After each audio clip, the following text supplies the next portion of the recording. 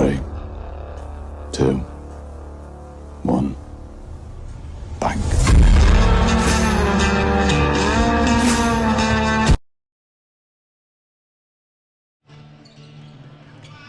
Hello everyone, this is John Sleepy Williams, joined by Brandon Lambert, bringing you the play-by-play and all the action of Anderson County Lady Maverick basketball. Tonight the Lady Mavericks have traveled up I-75 North once again to take on the Scott High Lady Highlanders. Once again, my name is John Sleepy Williams, joined by Brandon Lambert. And Brandon, we got a good one coming up here between the girls, Lady Mavs, and Scott. Also the boys game coming up following that. We'll talk a little bit about the boys later on, but coming in tonight, the girls game, big district game, both teams undefeated in the district. Absolutely, both teams unbeaten in the district, but one thing you got to look at here, Scott is a little more experienced than the Lady Mavericks right now, having played at least 11 games so far this year, winning 9 of those out of the 12, so out of the 11 so far, with 2 losses so far this year. And of course, as you mentioned, they're already 2-0 in district play with wins over Cumberland Gap and Union County. Right, and of course, Anderson County defeated Cumberland Gap in their last game. And they are before that, they lost to Northview Academy, and that's a common opponent between the two. It's Northview Academy. And also, looking down here, Cumberland Gap. So, big district win for the Lady Mavs over Cumberland Gap last week. Yeah, big win, but you need to be ready for this type of environment. Highlander Gym is not an easy environment to take in. This is a tough environment. We've known this for the past few years now. Scott brings a good crowd over here, and tonight's no exception. And we also bring a good crowd in as well. Oh yeah, it's always a big game when the blue travels up here to take on Scott. A lot of ties, especially on the boys' side of the ledger. However, Anderson County girls and Scott girls have some really good games here since they've both been in the same district. I think you told me you got some numbers on that. Yeah. We go back to December the 12th of last year here at Highlander Gymnasium, as the first meeting between Anderson County and Scott ended up going to Scott 49-43 despite a large effort at comeback from the Lady Mavericks that night. Unfortunately, the juggernaut of the Lady Highlanders proved too much. Then you look at the boys contest. We'll get to that. We're going to get to that here. Anderson County boys winning that one 74-65. These two teams met again back on January the 29th of 2024 at Anderson County. And the AC girls ended up getting a little bit of payback from the Lady Highlanders in the first meeting, winning 53-37. Of course, Scott was in the midst of a losing streak that plagued them during the time off we had because of the snow. And then AC boys winning in dominating fashion 73-38 against the Highlanders. But the boys teams met in the district semifinals right here at Highlander Gym last year, February the 16th, 2024. That game may be shouted at a little bit of controversy, but at the end of the day, AC winning that one 56-55 thanks to a three-pointer from Cole Russell. Yeah, big crowd here on hand tonight from Anderson County. They really turn out in groves here tonight. Brandon, we had to battle some traffic coming up here. Lady Mavs didn't get up here till at the end of the JV game pretty much, and I know they were stuck in traffic. We all were, but we're here now getting ready for the national anthem coming up. But a big District 4 battle in girls basketball, Anderson County versus Scott High. For tonight's basketball games against the visiting Anderson County High School, I'd like to pause at this moment prior to the start to honor America with this rendition of the Star Spangled Banner.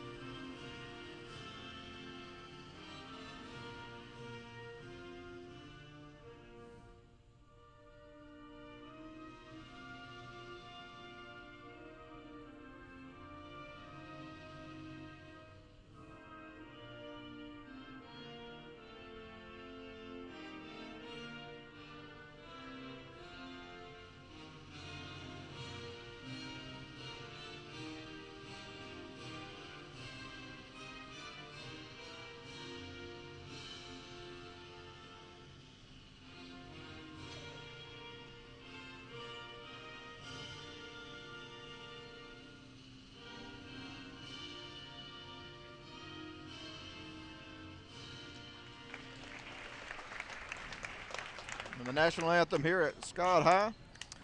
As we get ready for the girls' game coming up, the lineup. Brandon, you got the lineup? That I do, John. Starting for the Lady Mavericks, junior number 1, Macy Basford. Senior number 12, Shelby Kelly. Number 14, sophomore Addison Grooms. Sophomore number 15, Bethany Lau. And sophomore number 24, Emily Bullock. Head coach for Anderson County in his fourth year man Mitch Couple, assisted by Emily Bullock, Ryan Marshall, and Jalen Bullock.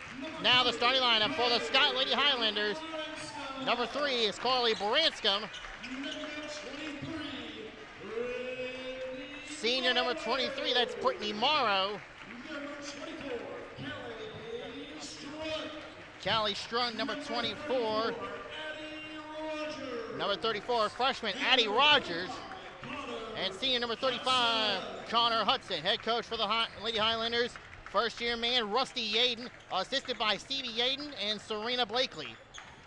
And it's interesting, Brandon, Coach Mitch Couples got his first win as the head coach of Anderson County back in 21-22 right here at Scott High. Yeah, that's a real interesting fact, but and also another interesting fact here, Anderson County has not fared well in this place. They haven't won here since that first win for Coach Mitch Couples back in 21-22.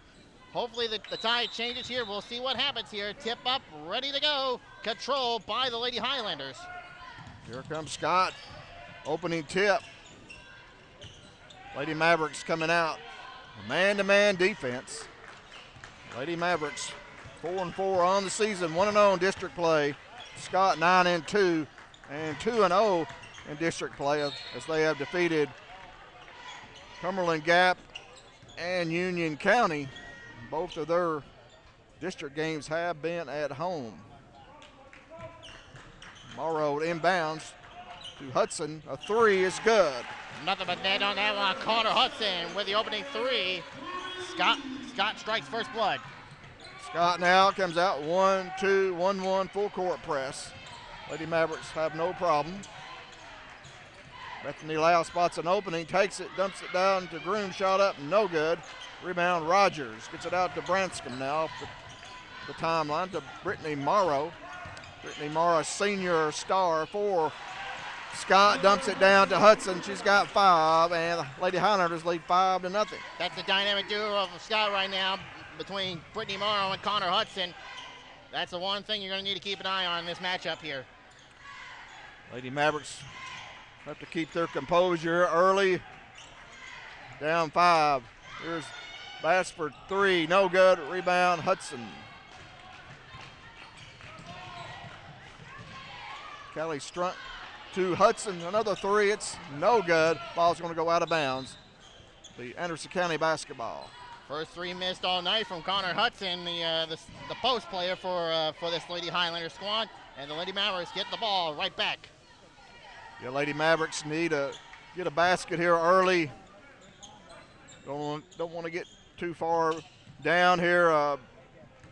Brandon, big crowd here for AC to help them out. And there's Basford as they break the press.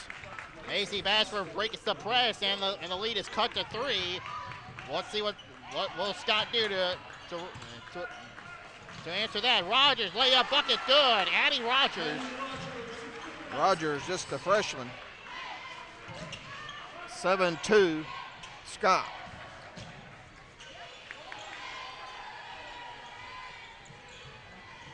Bethany Lau gets it to Grooms inside. Too far deep, kicks it back out to Basford.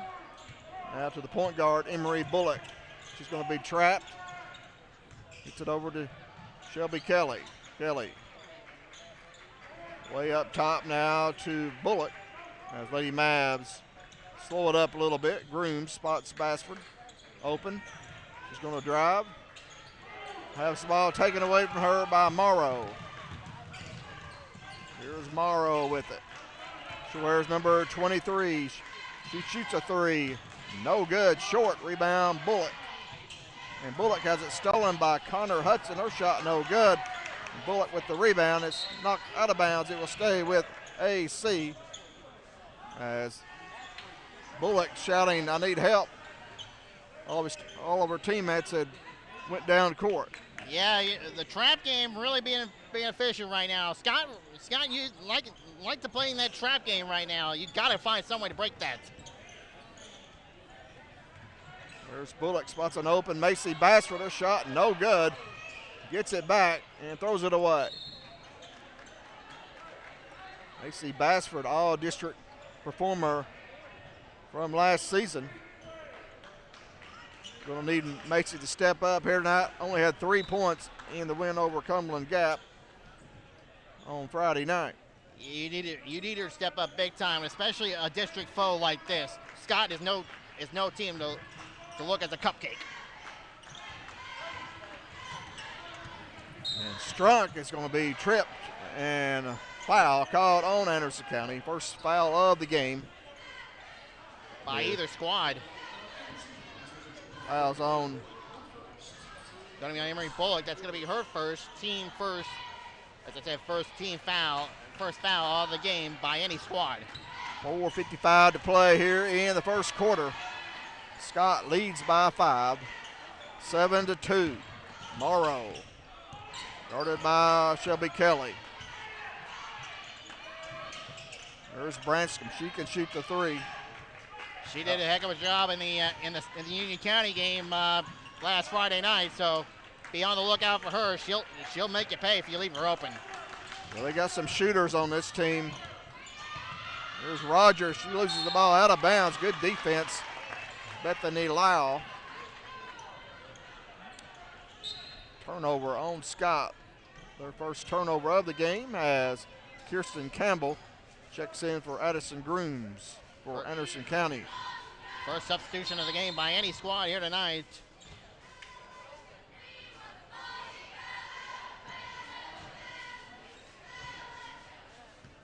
Seven 2 is our score. 4:15 to play here. First quarter. Bassford, 3-on-2. As Lady Mavericks doing a good job breaking that press. Brandon. Breaking that press very well. Plays hot potato with the ball, trying to keep the Lady Highlander defense off guard. 3 from Bassford, no good. Rebound by Callie Strunk. Strunk goes to a wide open Brittany Morrow, but throws it away. And the Lady Mavericks get the ball right back. Grooms back into the game, replacing Shelby Kelly. Anderson County doing a good job against this press thus far. Do not have us with any turnovers. But Scott's doing a good job once we break the press of getting back on defense. And there's a turnover. Nope. Saved by Grooms, and she throws it away. And that is 2 turnovers on the Lady Mavs once they get it into the front court. Yeah, they need to have eyes in your back of your head, John. I've told about this before. Got to have wide open eyes. Here's Hudson. Strunk for 3, in and out, no good. Out of bounds. Anderson County ball. 7-2 is our score. Scott came out hot. Made the first couple of shots, went up 5-0.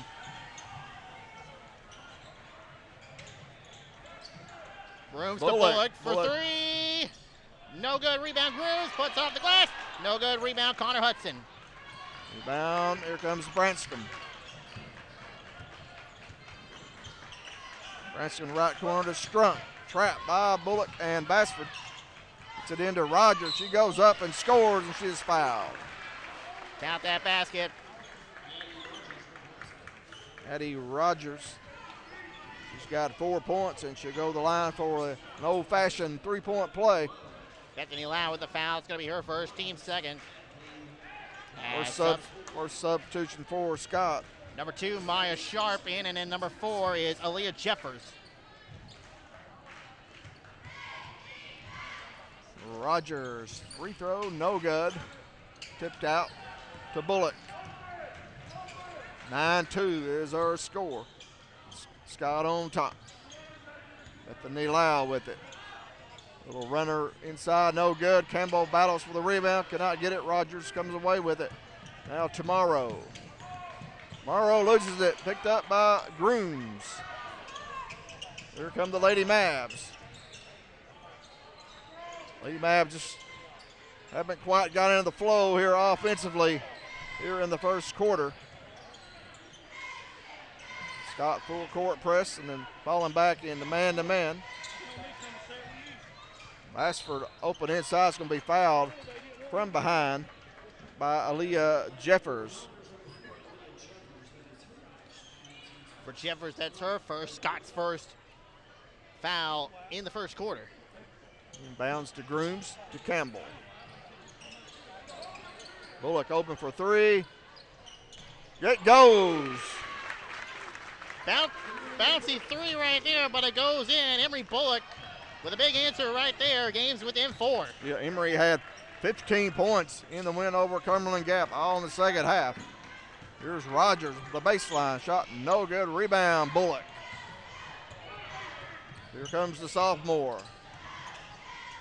Into the corner, DeBassford drives the baseline, pull-up jumper, will not go, gets it back, and scores off the glass.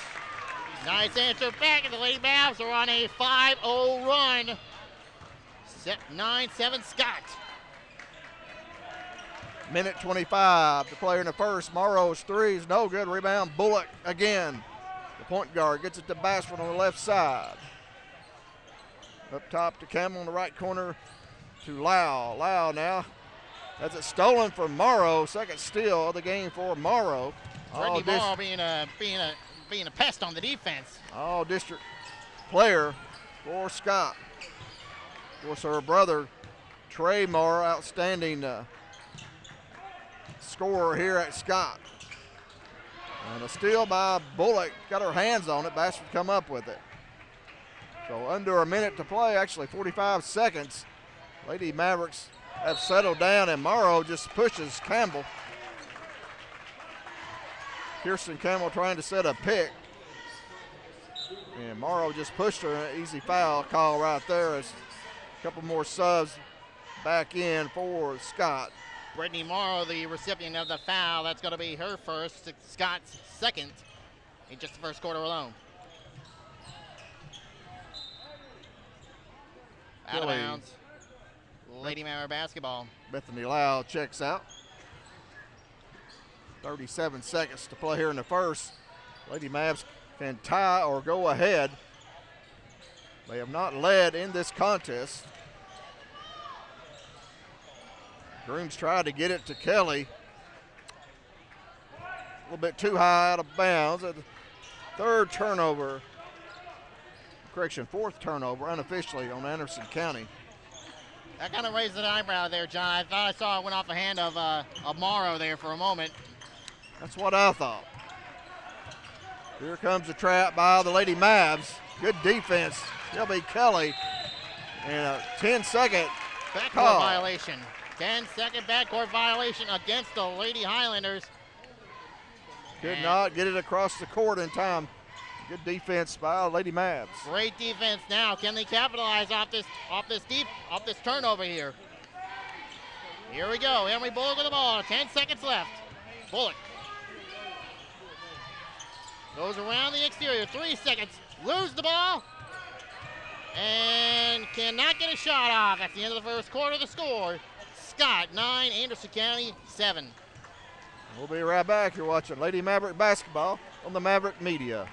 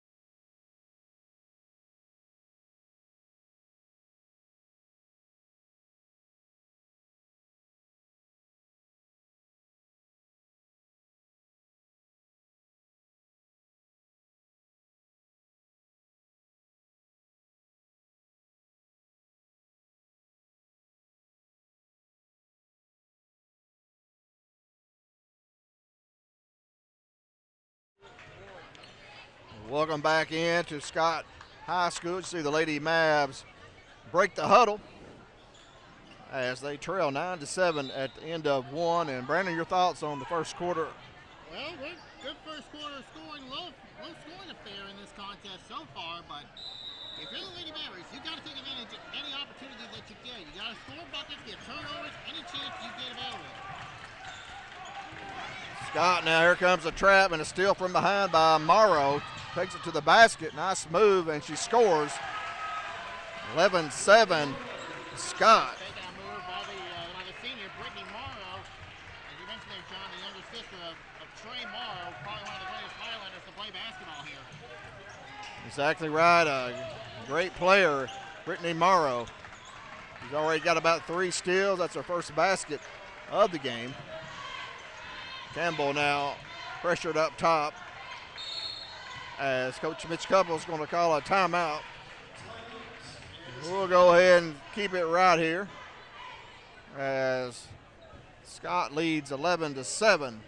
Looks like Scott coming out in the second quarter looked like a 1-3-1 zone, Brandon. Yeah, 1-3-1 zone defense from this Lady Highlander squad that we know that Coach Rusty Yaden has done a very good job with, not only on his boys, but now bringing it over here to the girls this year. And we need to talk about this. Coach Rusty Yaden, no stranger to coaching girls basketball in this part of the area. Well, you're exactly right. He's mainly coached girls basketball, I think, more than he has boys. I know he was at Sunbride and some other schools along the way, but he's coaching the girls and the boys. So yeah, a lot on his plate. Not only we talked about it, not only he coached Sunbright, but also spent a few years up the road from here at Oneida. Had a good coaching career over there at Oneida with the girls. Yeah, Rusty Yaden, outstanding basketball player at Scott High, one of the top scorers in the state of Tennessee. As Kelly's 3 is too long, no good. Rebound, Morrow comes up. Branscombe open for 3. In and out, no good. Addison Grooms with the rebound. Branscombe's shot dismissed. 11-7 is our score. Scott leads by 4. Bassford open for 3. Swish! There's your answer back right there. Macy Bassford cuts the gap within 1. 11-10 Scott. And Bassford is stepping up, as we talked about earlier. She has 7 of Anderson County's 10 points. Block shot by Loud, but Hudson picks it up and scores. Connor Hudson with the answer back right there. 3-point lead, 13-10 Scott. Hudson's got 7. Bassford inside to Grooms, and Hudson ties her up, and possession arrow to Scott.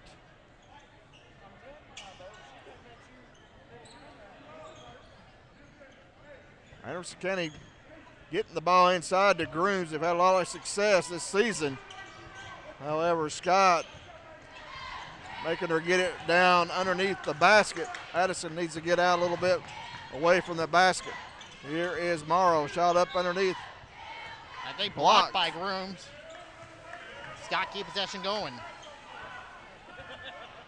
13-10, Scott, 6:04 to play, second quarter. Connor Hudson inbounds. It's the Lady Mavs man-to-man press.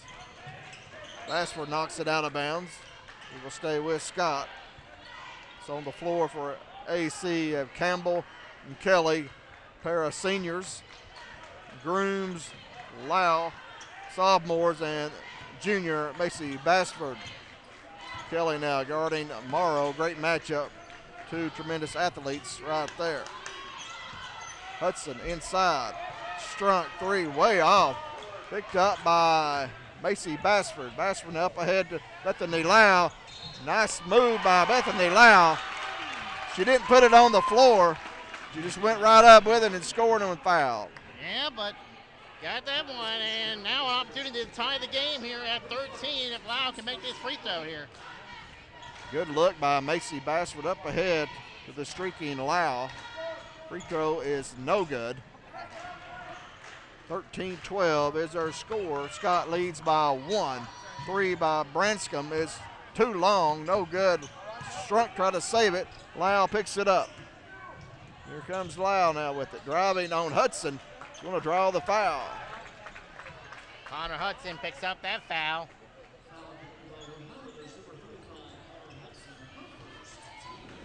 It's going to be her first, team second, as Bethany Lau will shoot 2 at the free throw line in the act of shooting. First free throw, no good.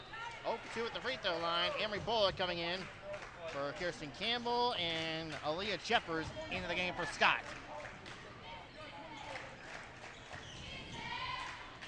Now another free throw coming. Makes that one. We're tied at 13. Our first tie of the game. 13-13. 5:18 to play here before halftime. Hudson's open for 3, right corner. Jeffers, her 3 is no good.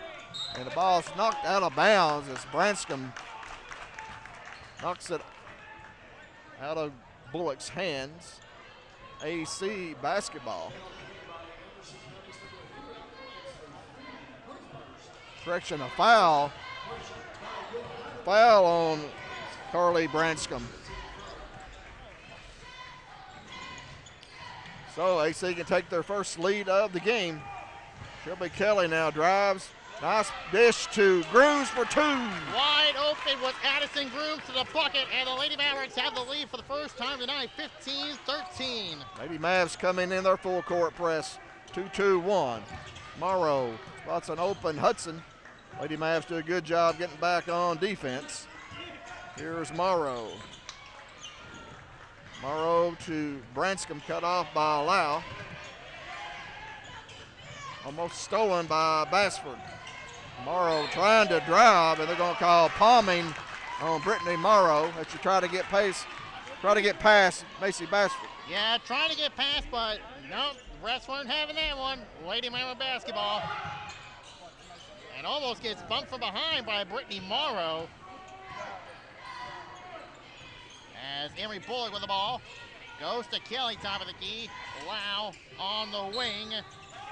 And a blocking foul called, I believe, against the Lady Highlanders. It's going to be on Callie Strunk.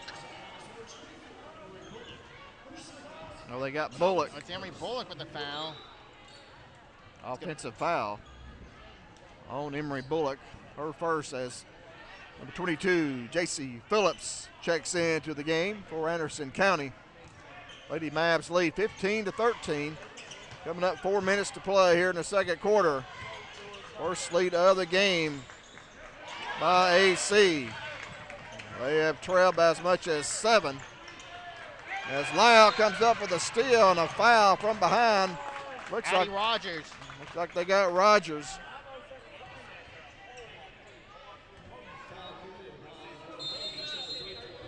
And Scott got a technical foul called against Coach Rusty Yaden.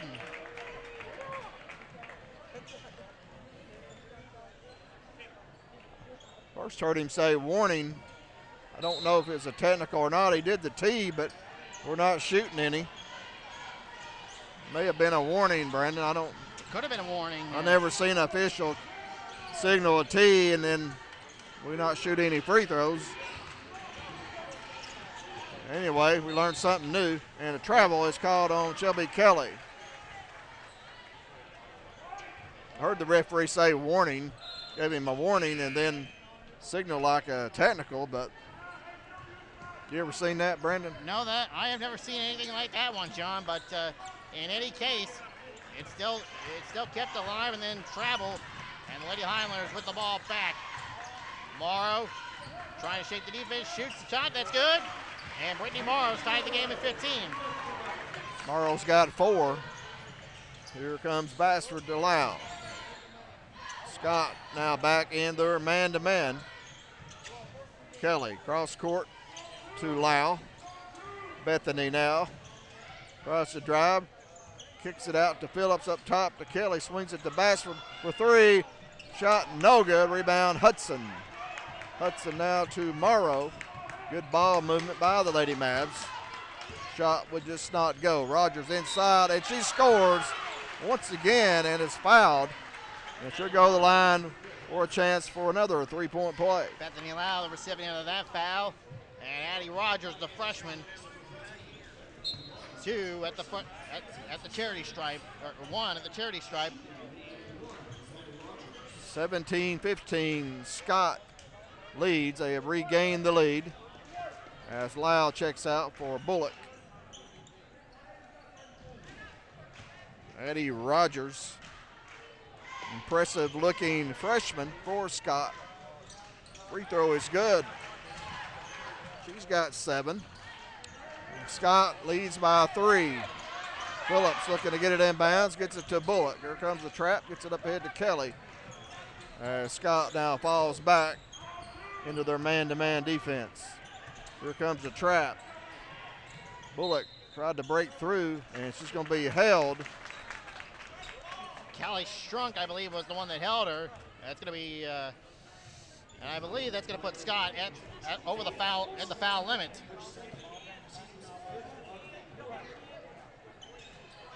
Highlander team with 4 seniors on the team. Morrow and Hudson, they're big seniors, as Bullock free throw is good. 18-16, Scott off the free throw from Bullock. The free throw coming for the sophomore. Second free throw good. 1-point game, 18-17, Scott. 2:42 to play here in the second quarter. We got a barn burner going on here, as we expected coming in. Shot up, struck, no good. Rebound, Kelly. As Kelly and Groom sort of fought for the ball. Kelly come away with it, and then Morrow was there to tie her up, it looked like, but possession arrow to Anderson County. Into Phillips. And the Groom's in the middle. Gets it back to Shelby. Shelby across the timeline. 18-17, Scott leads by 1. 2:15 to play here in the first quarter. Strunk now guarding Bullock. Mavericks looking to regain the lead. They led 15-13. Scott has led it by as much as 7. Anderson County's biggest lead was 2 at 15-13. And Shelby Kelly looked like she was bumped a little bit. I honestly thought she got bumped too. Ref sees a different way. Travel violation, and it's going to be Lady Highlander ball. Yeah, I believe that bump caused her to slide her feet a little bit. 18-17, Scott, minute 55 to play here in the second quarter. Large crowd on hand already for this girls' game. A steal by Phillips. Phillips to Kelly.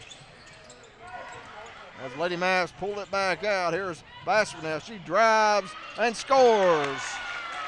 Macy Bashford takes it all the way to the bucket for herself. AC back in front by 1.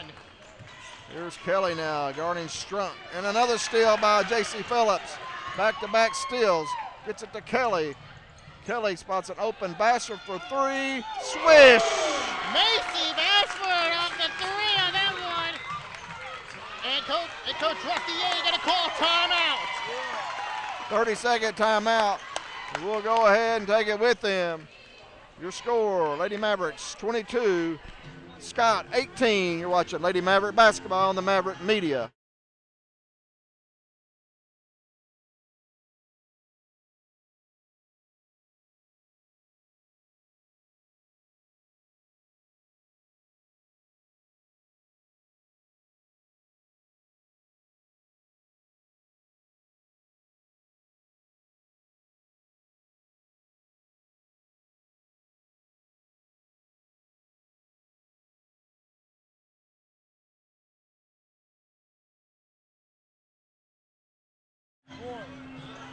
Welcome back into Scott House. Ty Murphy bringing us in. Also Daniel Collins, the producer as well here tonight. As Lady Mavs have their biggest lead at 4 Coming up a minute to play here in the second. Branscombe for three. No good. Rebound, Grooms. And Grooms is tied up by Rogers. And their same possession is going to go right back to Scott. Lady Mavs going to have to be strong with that basketball when they bring it down, because Scott looks like they are focusing on trying to take that ball away on each rebound.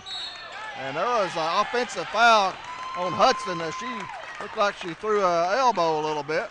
Yeah, it looked like she threw an elbow, and it's going to cost her. That's going to be, I believe, her second foul on the night. Good call on the official to see that. Lady Mavs by 4 with the ball. 55 seconds to play here in the second quarter. District 4 battle. Grooms has it stolen by Rogers. Another turnover on the Lady Mavericks, unofficially number 5. Trapped by the Lady Mavs now. Gets it to Rogers. She's open inside and misses as Bullock, I believe, was called for the foul. Let's see who they got.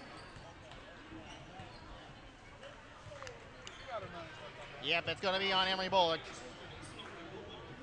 That's Bullock's second foul. No, her third foul. It's going to be third foul.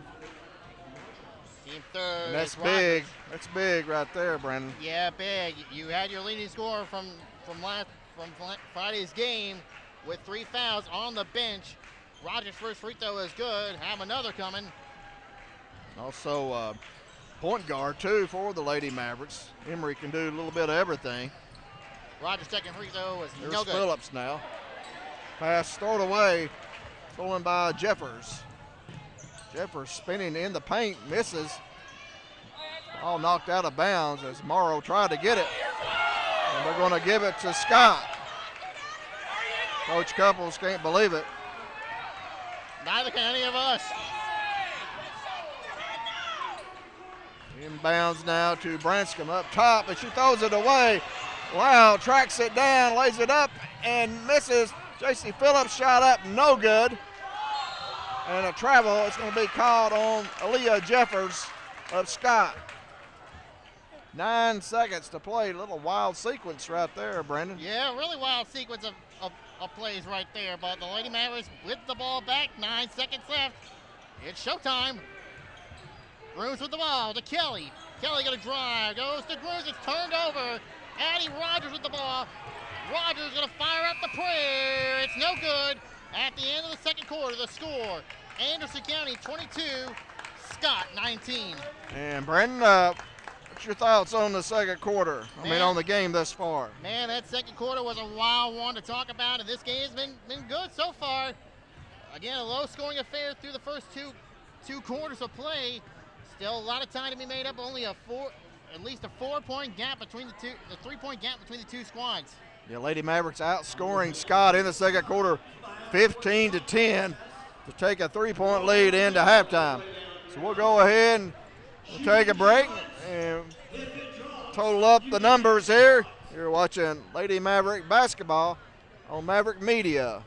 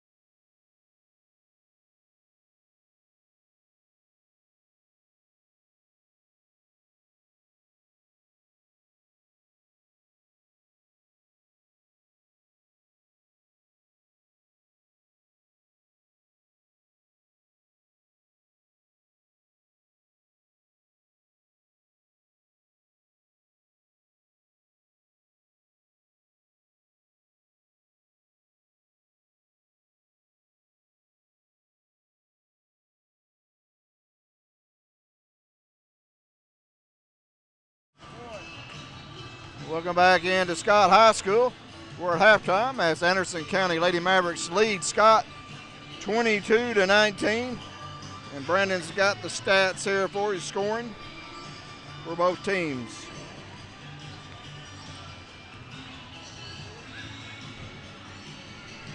Apologize for that. I had a little bit of a slip up there with the scoring sheets.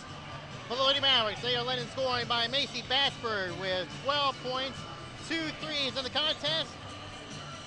Then you have Bethany Lau, who has 3 points, one of 3 at the free throw line.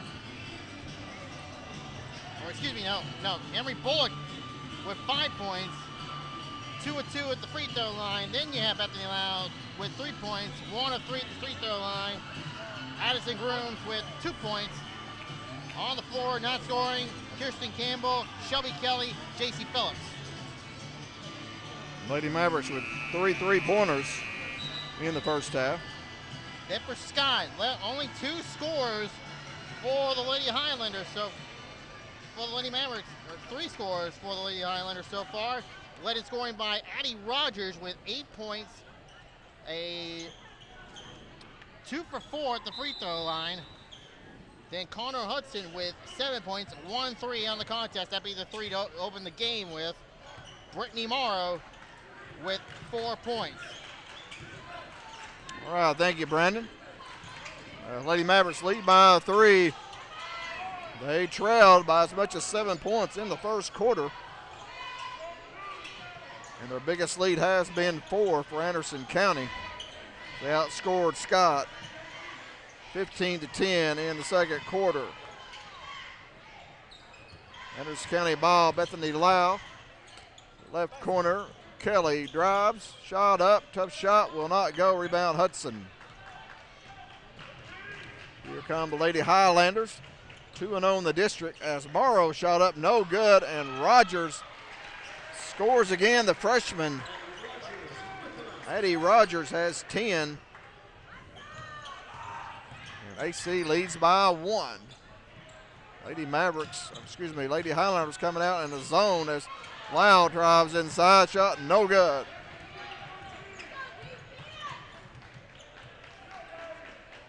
Lady Mavericks coming out in a zone defense. Brandon, looks to be a 1-3-1 trap. Yeah, trying to counteract that same defense that Scott's been putting on him all night here. Morrow shot up, no good, rebound, Bethany Lau. It's to Bassford. Bassford now with 12 to lead AC. Back up top to Lau, swings it to Kelly, right side Phillips, who is starting here in the third quarter. Sophomore point guard Emery Bullock on the bench with 3 fouls. Here is Lau, left-handed shot, would not go. Rogers with the rebound. And Hudson open for 3, it's good. Connor Hudson gives Scott the lead once again. That's her second 3. And a travel violation against the Lady Mavericks. 24-22, Scott leads as the lead has seesawed back and forth since the second quarter. Lady Mavs led by 3 at halftime. Scott has scored the first 5 of the third quarter, just like they did in the first. Rogers. Top to Branscombe on the left side now to Morrow inside to Hudson. Loses the ball, picked up by Lau. Here's Lau, has it knocked away by Morrow. Here come the Lady Highlanders. Morrow took a tumble, slow to get up. Hudson inside, and she scores off the glass. And it's fouled. Connor Hudson with that bucket. Been red hot to start the second half of play, John. Yeah, she's got 12-5 here in the quarter. Hudson free throw, no good. Rogers with the board.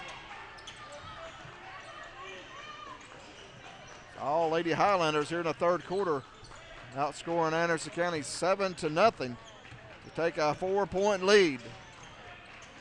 We saw Scott come out hot in the first quarter. Lady Mavericks gone back to the man-to-man. Here's Grooms on Hudson. Strunk. Scott being patient. Inside to Rogers. Great pass. She scores. Great pass from Morrow. The freshman Rogers has 12. Now 2-2-1. Full court press by Scott. There's Bassford with it. Lady Mavericks need a basket. Phillips guns a three. Will not go. Rebound Hudson. 28-22. Scott leads. 4:15 to play here in the third quarter. 9-0 run for Scott to start the third. Here's Morrow. She looks like a travel. Yep, and they call travel against Brittany Morrow. And Coach Rich Couples is going to call a timeout. Coach Couples calls a timeout. We'll take it with him. Your score, 4:05 to play here in the third quarter. Scott 28, Lady Mavericks 22. You're watching AC Basketball on the Maverick Media.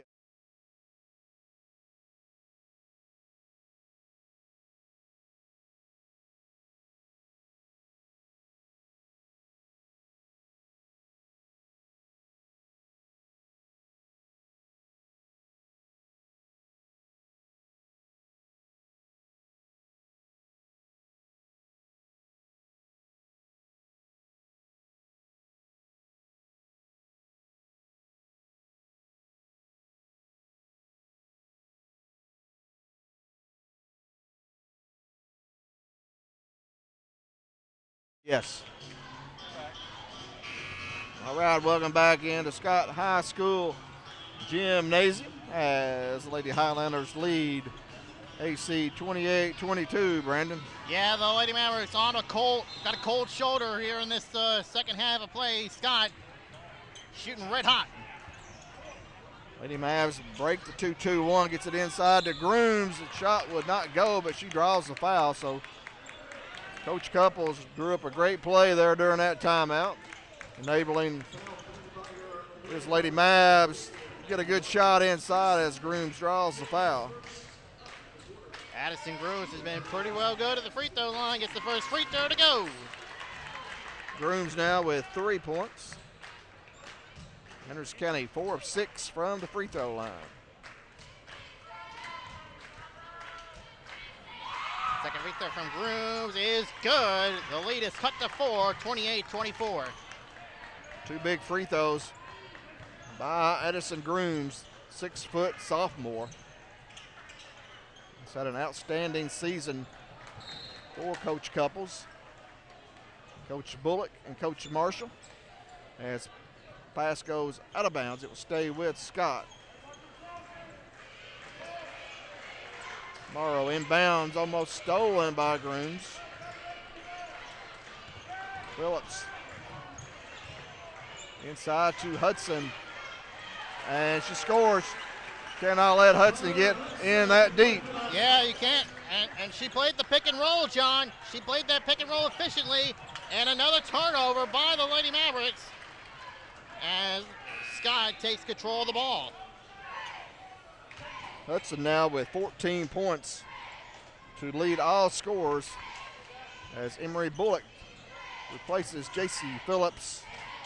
Bullock back on the floor with 3 fouls. 3:20 to play here in the third. Rogers, tough shot would not go. Rebound, Bassford. Travel violation again. Quick whistle right there. Did not see a travel. However, the referee did. And Coach Couples didn't see it either. Here's Scott to inbounds to Rogers. Rogers up top to Morrow. Lady Mavericks in that trapping defense causes a travel on Morrow. Great defense for the Lady Mavericks. Finally, the traveling goes in our favor this time. And let's hope the Lady Mavericks can take advantage of this. They trail by 6, 3 minutes to play here in the third. Kelly has it deflected and stolen by Brittany Morrow, the senior. takes it in and lays it up.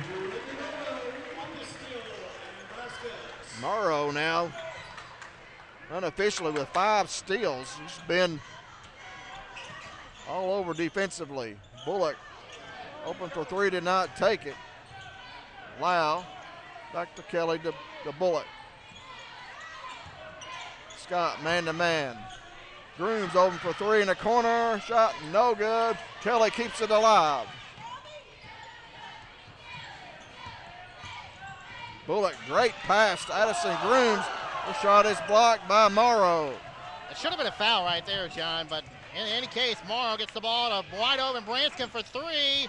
That's no good. Rebound, Shelby Kelly.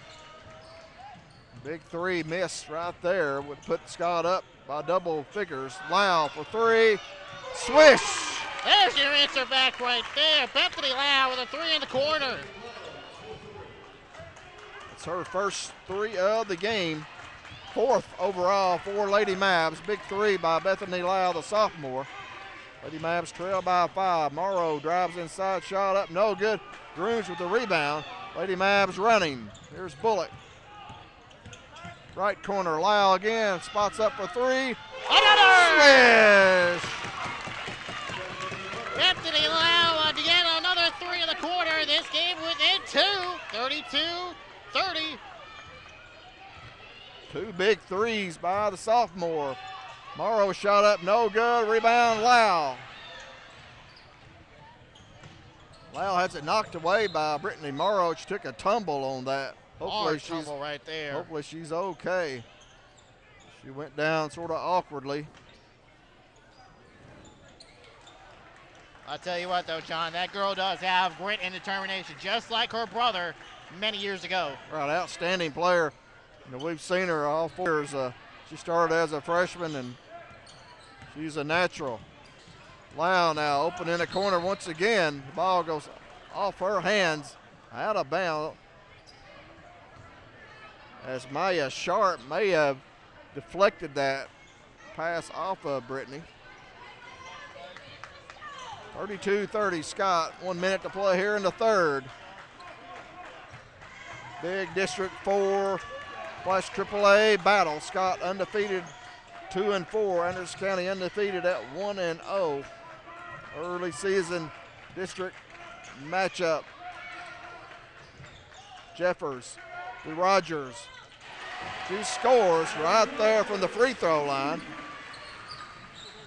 And Rogers got 16. Correction, make that 14. Lau open for 3. Shot is deflected by Rogers. Picked up by Branscombe. 20 seconds to play in the 3rd.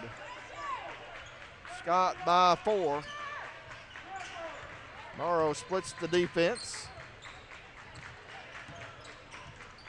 Drives to the basket, misses.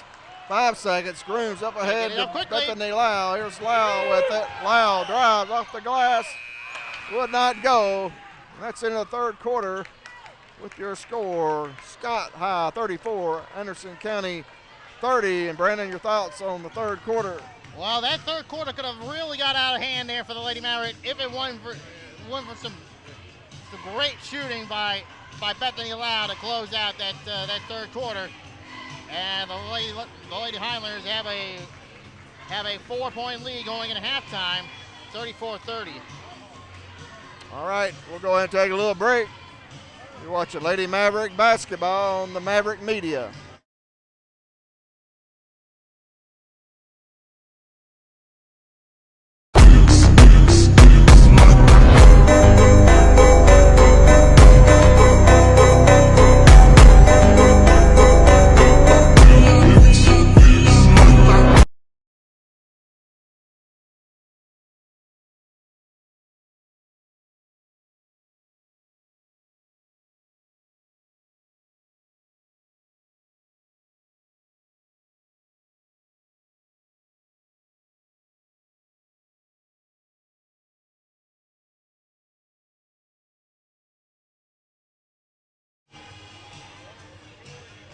We're back here live at Highlander Gym, getting ready for the 4th quarter of play between the Lady Mavericks and the Lady Highlanders. Lady Mavericks going back on the floor with Bassford, Campbell, Kelly, Grooms, and Bullock. While Scott looks like they'll be bringing in Sharp, Hudson, Strunk, Morrow, and Jeffers.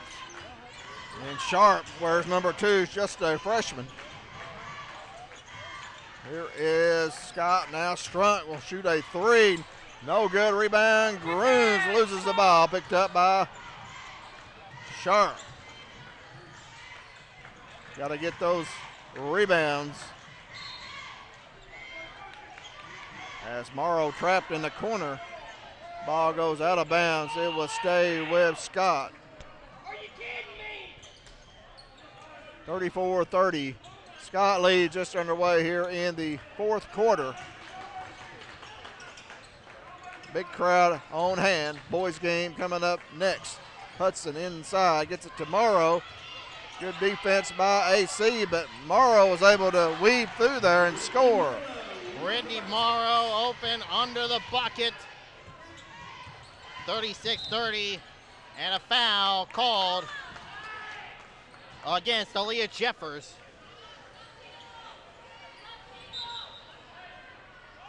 It's Bethany Lau checks in for Kirsten Campbell. Lau, 2 big threes there in the 3rd quarter, enabling Anderson County to get back in it. They were down 8. Bassford did not score in the 3rd quarter. This time she's fouled. I believe they said it was on the floor. So Anderson County will have the basketball under their own basket. Bassford had 12 in the first half. Did not score there in the 3rd. I don't believe she had a shot attempt. No, she never had a chance of getting a ball in her hands. And nearly a tie-up. And they're going to call a backcourt violation against the Lady Mavericks. Bethany Lau, 1 foot over the line. And a turnover on Lady Mavs. That's Addie Rogers, number 34, and Carly Branscombe, number 3, check back in for the Lady Highlanders. Hudson lobs it into Rogers. Good defense by Lau. As Kelly picks up the loose ball, now here's Bullock. Quickly up ahead, left corner, Bassford. Bassford hounded by Morrow, gets it to Lau, and Lau's going to be fouled by Branscombe. Scott doing a good job as Brittany Morrow is staying on Bassford like glue. Yeah, just being a pest on the defense. You gotta find who the pest is and terminate that quickly. Bullock. Bassford. To Bassford. Kelly cross court to Bullock. To Bassford. Right wing inside to Kelly. Nice dump down to Groom. Shot is blocked by Brittany Morrow. What a block right there. Brittany Morrow over the tallest player on the Lady Mavericks and Addison Grooms. But the Lady Mavericks keep possession alive. Defense has been hounding them though. Brittany Morrow's doing a little bit of everything. Steals, blocks, rebounds, scoring. Bullock with the basketball, 6:20 to play in the game. Lady Mavs down by 6. Bullock, tough shot, would not go. Grooms kept it alive. And a save right there by the Lady Mavericks. It's Bullock with the ball, goes to Lau. Lau looks to drive, goes up, and no basket, and a foul called. Once again, they say no shot.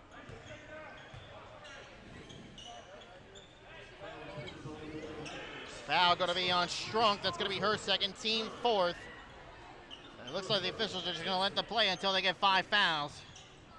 Inbounds to Kelly. Lady Mavs need a bucket. A 3 preferably. Bullock, cross court, turns it over, was going to Grooms, and Brittany Morrow picks it up.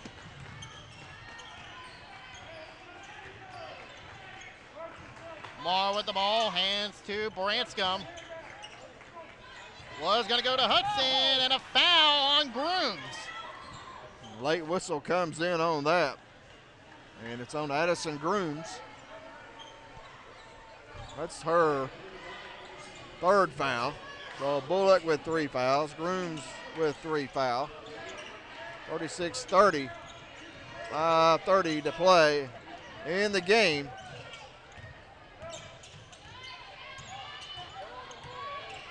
There's Morrow twisting inside, and she draws the foul, and she will shoot 2.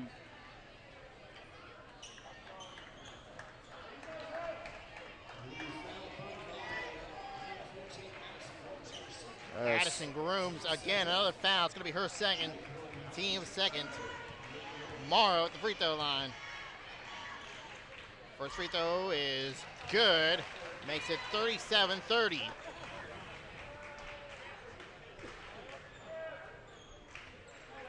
Scott has led. They led at the end of 3. Another free throw by Morrow. 38-30. Pass for 3. No good off the front iron. Rebound Hudson. Here come Bradscombe.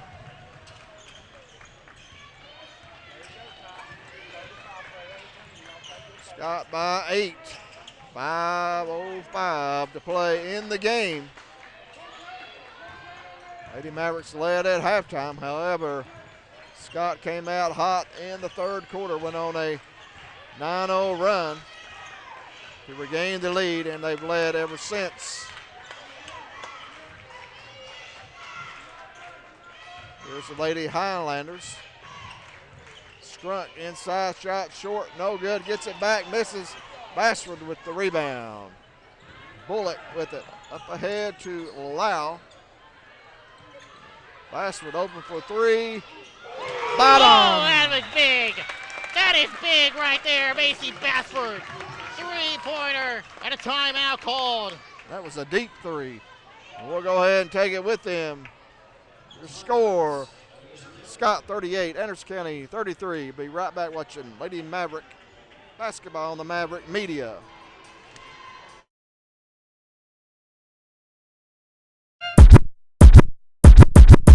Woo!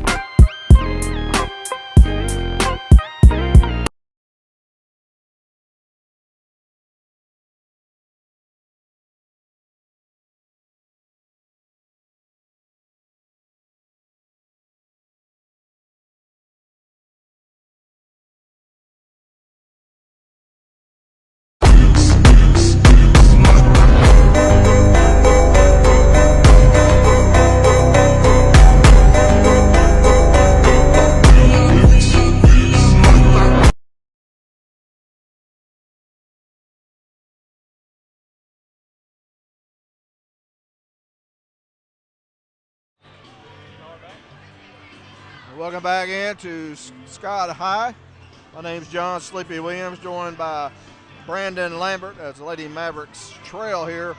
38-33, 4:25 to play, Brandon. A lot of time can be made up. A big 3 right there before the timeout from Macy Bashford. A deep 3 to be exact. And the Lady Mavericks, another 2 or another 3, and then right back in it. Full court pressure. And there's a backcourt violation on the Lady Highlanders.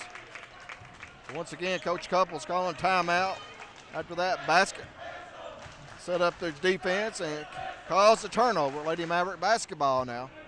4:20 to play here in the 4th. Lady Mavericks trying to get within a basket, and the Lau shot up, no good. Grooms gets it.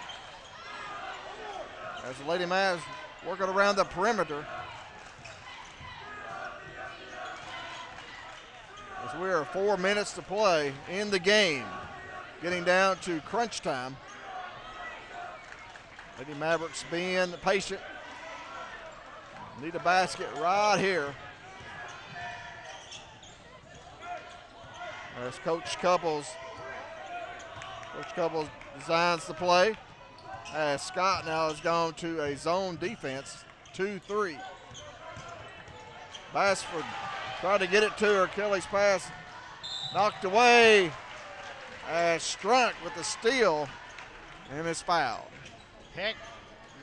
Picked off like they were playing, like a quarterback playing football, and right away, Kelly strung the line for 2 free throws. Yeah, she got in the passing lane, deflected it. Now at the free throw line, first free throw is no good. Kelly Strunk, a sophomore, yet to score in the game. Second free throw is no good. Rebound, Shelby Kelly.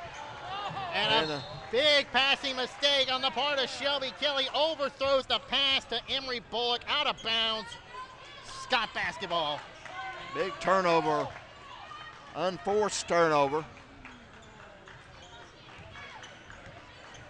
Lady Mavs. Here's Kelly on Morrow. 3:20 to play. Lady Mavericks man-to-man.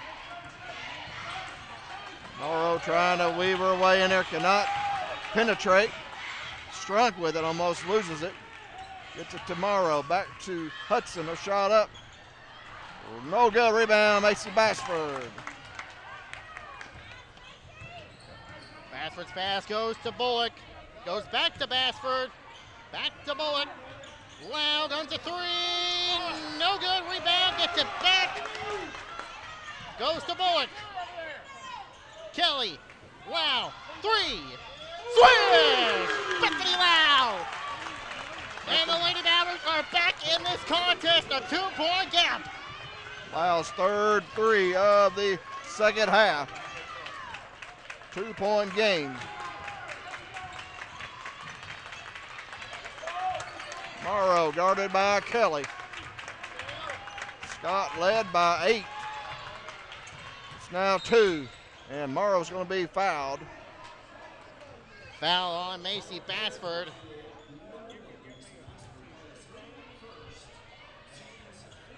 Her first, team fourth. And Coach Rich Couple is going to call timeout with 2:11 left to go in the game. The score: Scott 38, Anderson County 36. We'll be right back. You're watching Lady Maverick basketball on the Maverick Media.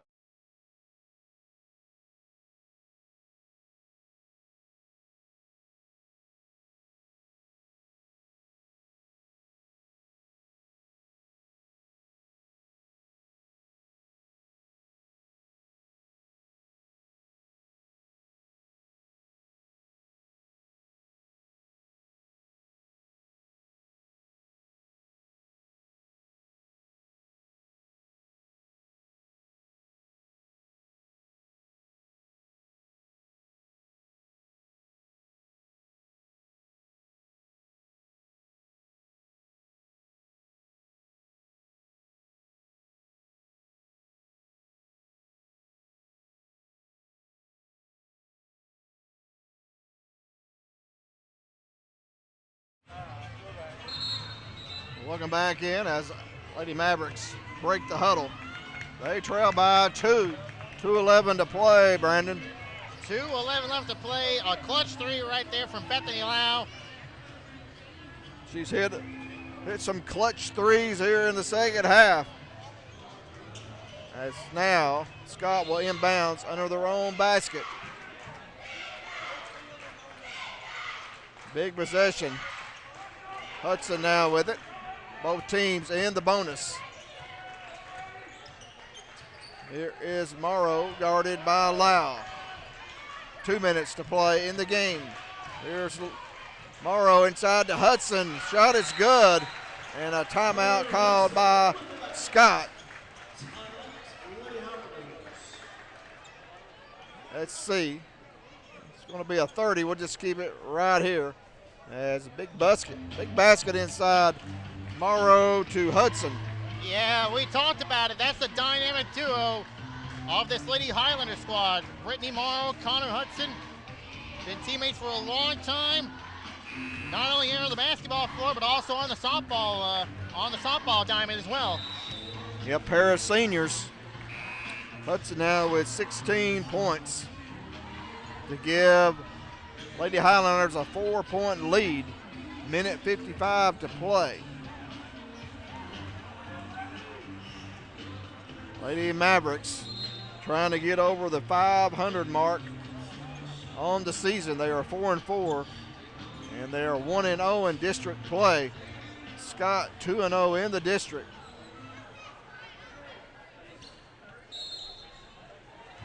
Here comes Anderson County as Scott looks to be in a man-to-man defense. Here's Bullock on left top. Loud, Bullock for three.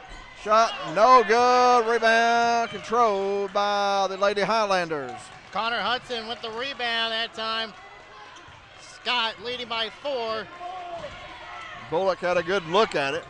Would not go. Here's Loud now. Gets it to Branscombe up top to Hudson as they look to spread it out. But they throw it away. The Anderson County basketball. Critical mistake right there by the Lady Highlanders. It could open the last chance saloon, we like to call it, for the Lady Mavericks. Lady Mavericks now chance to get within 2 or 1. Bassford guarded pretty tight there by Morrow, and she's called for the foul. And I believe that's going to be 5 fouls on the Lady Highlanders. It's 2 free throws for Macy Bassford. Need these big time. Yeah, Bassford's first trip to the line tonight. She leads Anderson County with 15 points. Free throw is good. Gap down to 4. Another free throw for the junior. Yeah, free throw's going to be big down the stretch, Brandon. Absolutely. This is the home stretch. Second free throw. Good. The game is within 2. Lady Mavs, full court press. They need to force a turnover. Morrow gets it past the timeline. Picked up by Kelly. Under a minute to play in the game. Here's Bassford. Guarded by Trapp. Throws it away. Picked up by Kelly. And Kelly's going to be fouled by Morrow. Brittany Morrow with the foul for Morrow. That, I believe, is going to be her 3rd foul, I believe. Yep, it's her 3rd foul. And you send Shelby Kelly to the free throw line. First trip for the senior. Yes, Kelly yet to score tonight. Not really shot that many shots. Free throw short, no good. Senior will have another. Gonna need this one. Trail by 2, 46 seconds to play. Kelly, second free throw off the front iron. It's no good. Wow with the rebound. There's Wow, Loud. fires the 3. No good. Rebound, Connor Hudson. Lady Mavericks had a chance, Brandon. Shot would not go. 35 seconds. Morrow now open to the basket. Shot no good, and she is fouled. And the senior will go to the free throw line. Lady Mavericks had a chance there to tie it up or go ahead. Kelly missing 2 free throws. And Loud misfiring on a 3-pointer. Morrow a perfect 2 of 2 at the free throw line. It may not be official, but I think it is. Probably not the girl you want to foul this late in the game. Nope. Bonus 2 free throws. First one, good. Lady Mavericks going to need to hope she misses this one. Looked like it was going to roll off, but it had to spin and spun back in. Second free throw, Morrow missed everything. Missed everything on that one. So there's a chance. 31.3 left. Plenty of time. Yes, plenty. A 3 ties the game. That's the only thing that's going to keep this Lady Mavericks team going here. Lady Mavericks run their offense there. Bullock gets it to Grooms. Going to be knocked out of bounds. It will stay with Anderson County. 22 seconds to go. Plenty of time. You don't really need a 3 yet. You can get an easy basket. Or fouled. Coach Couples got some timeouts left. Here's Grooms to Kelly. Bassford open for three. She guns. She misses. Rebounded, controlled by Scott. Strunt now to Morrow. Going to be fouled by Bethany Lau. Oh, if that was the opportunity of a lifetime that Macy Bassford could have gotten, that was it right there. That was it.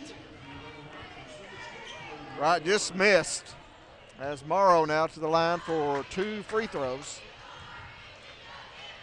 First one is good to give her team a 2-possession lead. And Coach Yang going to call a timeout. Full timeout. We'll go ahead and take it with them. Your score, Scott 42, Anderson County 38. Watching Lady Maverick basketball on the Maverick Meet.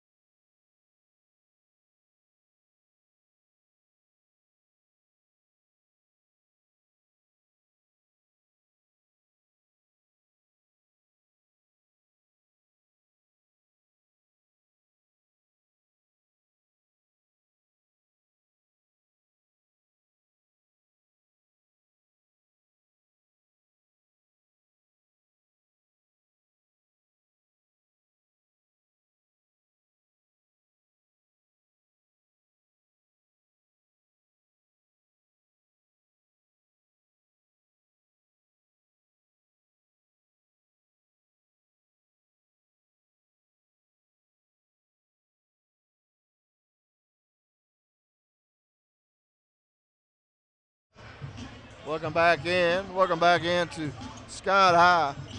Scott leads by 4. 10.8 seconds to play in the game. 2-possession lead by Scott. Morrow hits another free throw. They lead by 5. Here come Lady Mavs. Going to have to get up a shot in a hurry. Kelly, 5 seconds. Kelly in the paint. Pull up.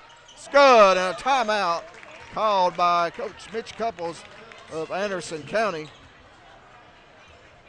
Cuts it to 3, Brandon, with 1.9 to play in the game. If you're the Lady Mavericks, you're going to have to force a turnover off the inbounds and get a prayer up. You've got to get a prayer up.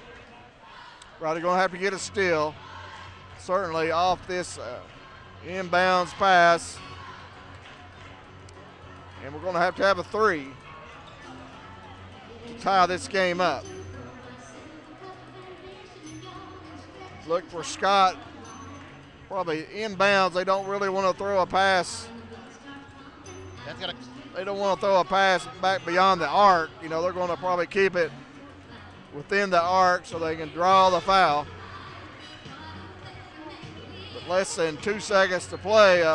Not a lot of time left for the Mavericks. Not a lot of time. Like I said, force the ball to turn over, get it out of the 3 quickly as you can, and fire. Fire with all your life. So Hudson to inbounds for Scott. Grooms defending. Hudson gets it into Morrow, and that's going to be the game as Morrow holds it, and the time runs out. And Scott wins it 43-40. Scott moving to 3-0 in the district.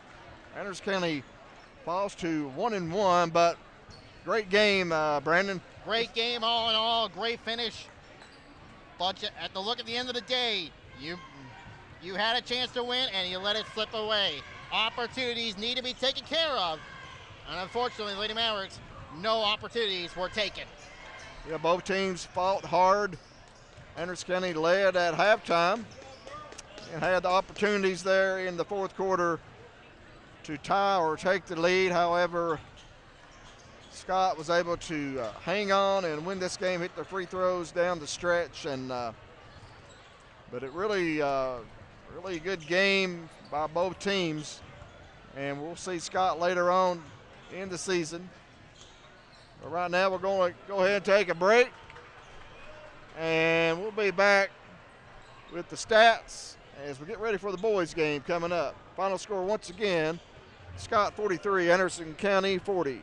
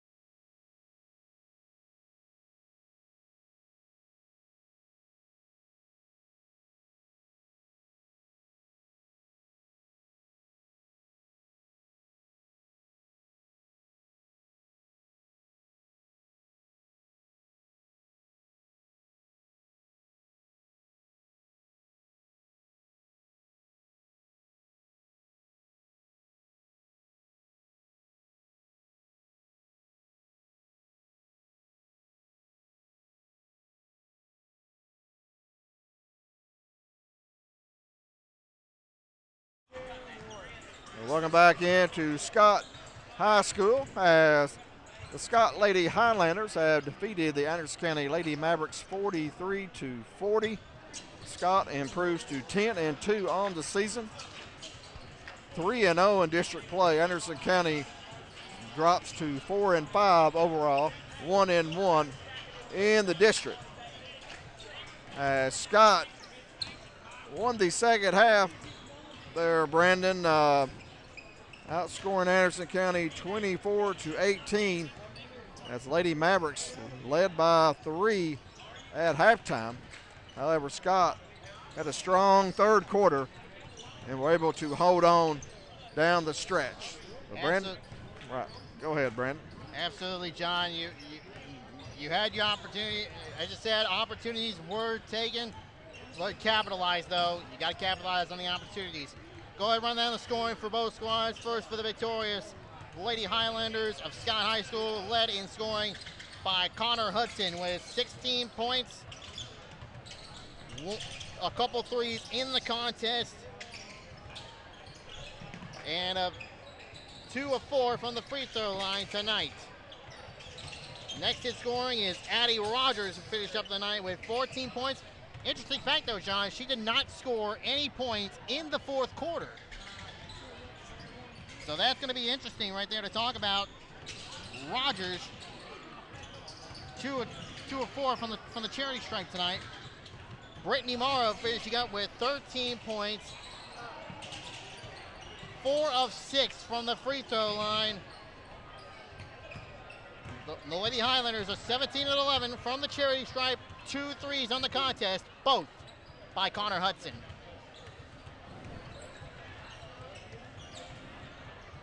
For the Lady Mavericks, led in scoring by Macy Bassford with 17 points, 3 threes, a perfect 2 of 2 from the charity stripe. Bethany Lau with 12 points, 3 threes, 1 of 3 from the charity stripe. Amory Bullock with 5 points, 2 of 2, a perfect 2 of 2 from the charity stripe, 1 3 on the contest. Addison Grooves with 4 points, a perfect 2 of 2 from the free throw line. Shelby Kelly, 2 points, 0 of 2 at the free throw line. Lady Mavericks, same as the Lady Highlanders, 7-11 from the charity stripe, 6 threes in the contest, most of them coming in the second half. You're right, Brandon, and Bethany Lau had 3 big threes in the second half. She hit some big threes. You know, we got down about 8 points and hit those 2 in the third quarter. Got it within 2. Also hit another big 3 there in the fourth quarter, as well as Macy Bassford did. So Lady Mavericks had a good comeback. Just couldn't finish, I guess, so to speak. They had their opportunities, but, you know, playing in a tough environment, and you have to credit Scott for getting the win here tonight, holding serve on their home court. Yeah, they brought the energy, and they were ready for it tonight, just like they were ready for this one here this boys contest here coming up. All right, we'll go ahead and take a couple minutes break. We'll be right back. Talk about the boys game coming up. Anderson County versus Scott. We'll be right back.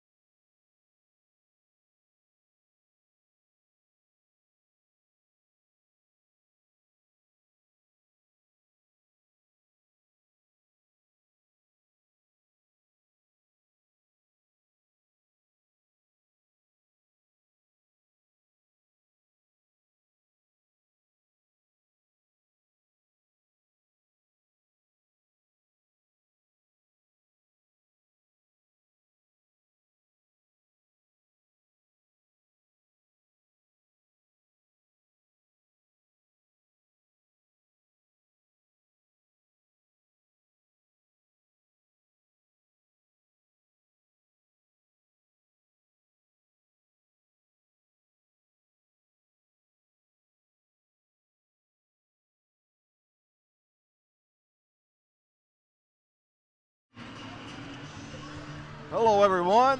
This is John Williams, joined by Brandon Lambert, bringing the play-by-play and all the action of Anderson County basketball as we get ready for the boys' game coming up. Big district battle.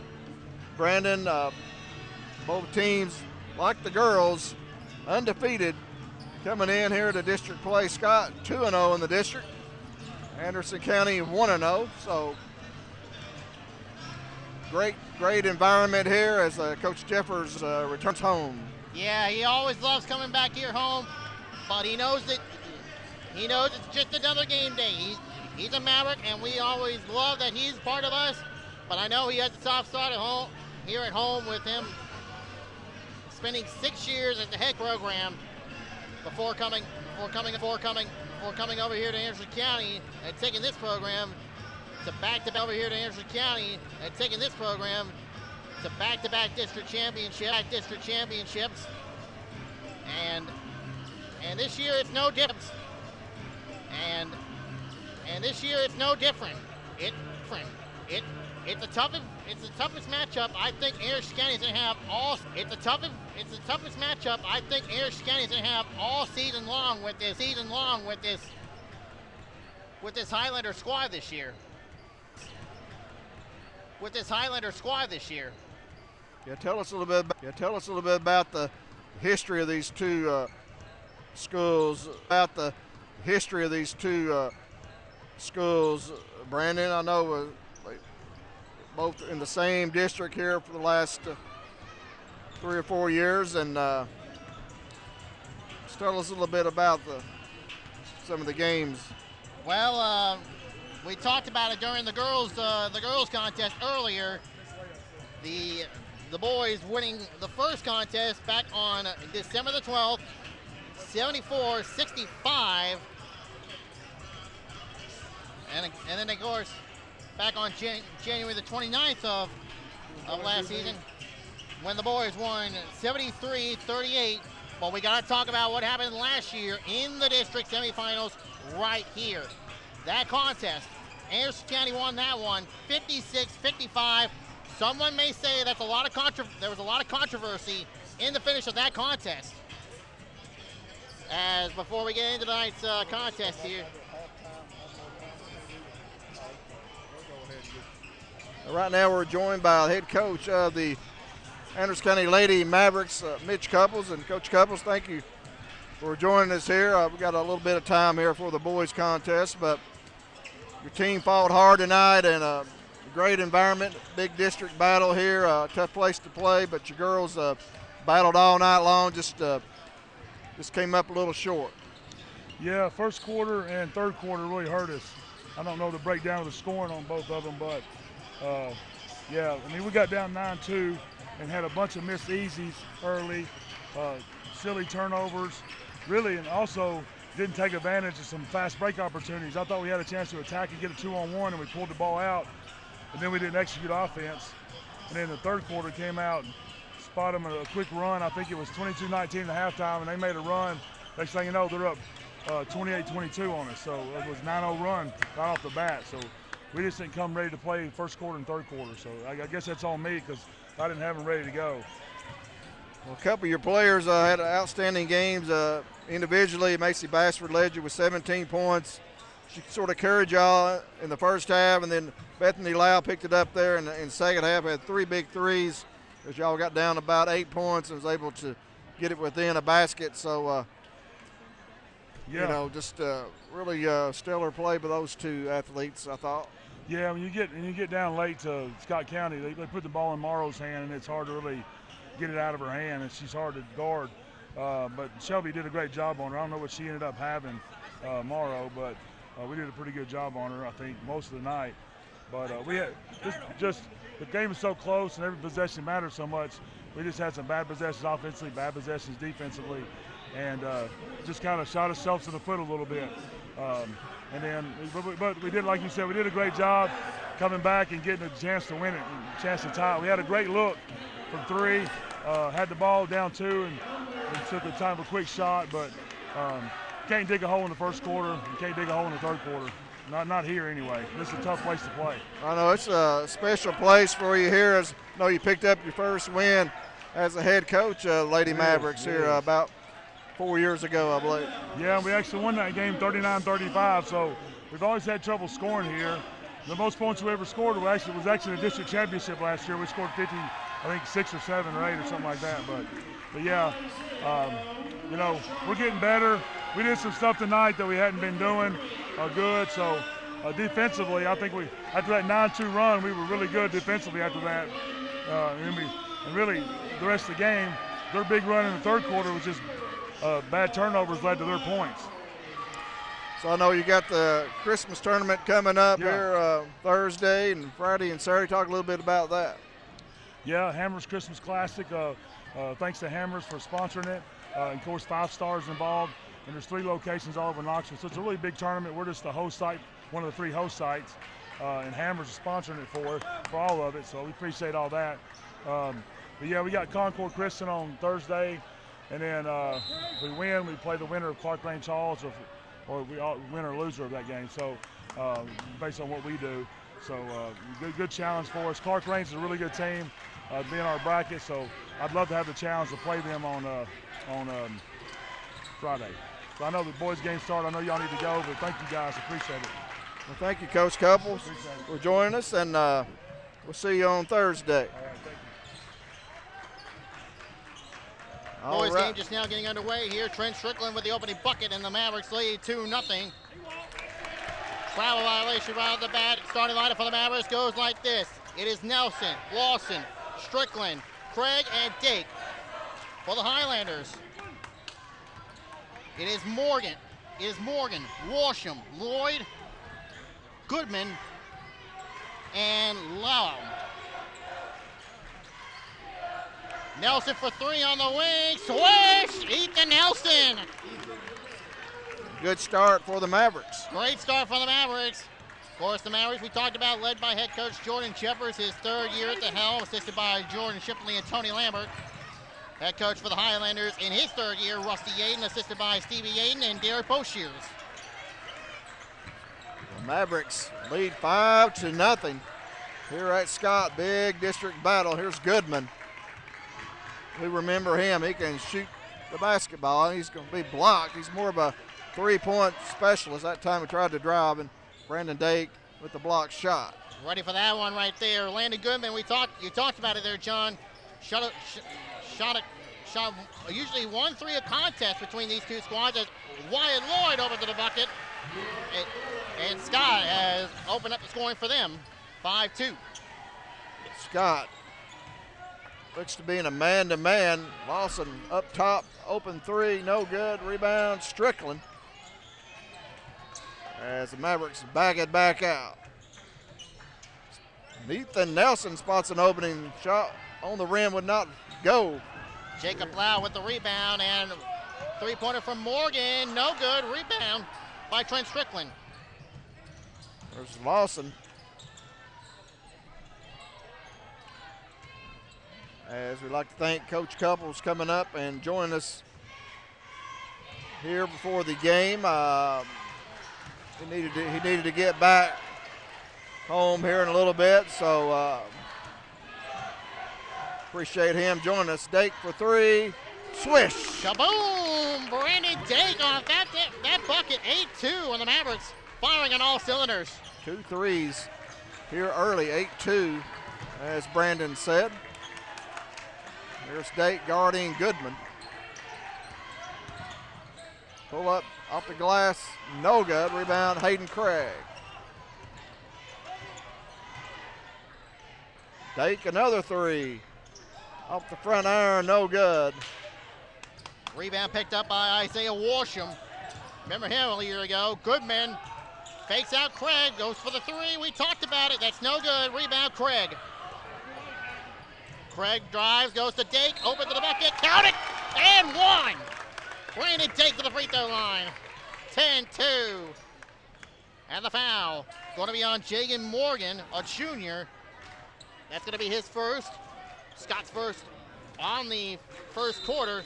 And we did talk about this Highlander team here, John, loaded with a lot of juniors. As the timeout's called, we got eight juniors on this squad, 3 sophomores, only 1 senior, and that's a foreign exchange student, Thomas Abajo. I know they lost some good players off last year's squad that reached the region last season, almost knocked off the regular season champ Mavericks here in the district tournament. Yeah, two of those big players you talked about was Sky Babb and Toby Garrett. Both of those were seniors last year. This year, you're loaded with junior talent if you're Rusty Yaden, you're loaded with a lot of junior talent that adds experience from the last few years or so. So it's 10-2 Mavericks, 4:57 to play in the first quarter. Brandon Dake go to the free throw line, try to complete a 3-point play off a great pass by Hayden Craig. Free throw no good by Dake. Here comes the Highlanders as Dylan Hopper is checked in for the Mavericks. Here's Lloyd with it. Into the corner to Worsham. Drives inside, nowhere to go. Gets it to Goodman now. He in trouble, kicks it out. 3-pointer by Worsham, no good. Here comes the Mavericks. Dake has it stripped from him. Fouled. That should have been a foul right there, John. Here's Wyatt Lloyd, 6'4" junior. And that's a little Euro step for the basket. 10-4. Good Mavericks. 4:05 to play. 6-point gap as the Mavericks look to run around the perimeter. Dake for 3. Swish! Brandon Dake. 13-4 on the Mavericks. Cooking from outside. Dake's got 8. Leading scorer on the season for the Mavericks. Dake had 27 in the win over Cumberland Gap on Friday night. Coach Jordan Jeffers back where he played basketball, football, track. Just a great athlete here at Scott. Also coached here. And good defense, Anderson County. Great defense right there. Justin Bunch checks into the game for Cam Lawson. Bunch junior. And this is the start Coach Jeffers wanted. Take the crowd out of it here early. Dake on the baseline. He drives. He lays it in. Nice drive right there for the senior Brandon Dake, 15-4. Dake gets downhill. He's a locomotive. 15-4. Mavericks. Dake has 10.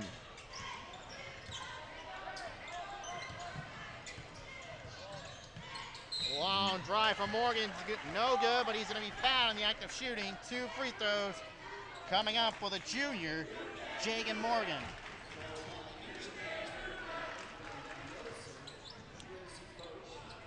And first foul on the Mavericks.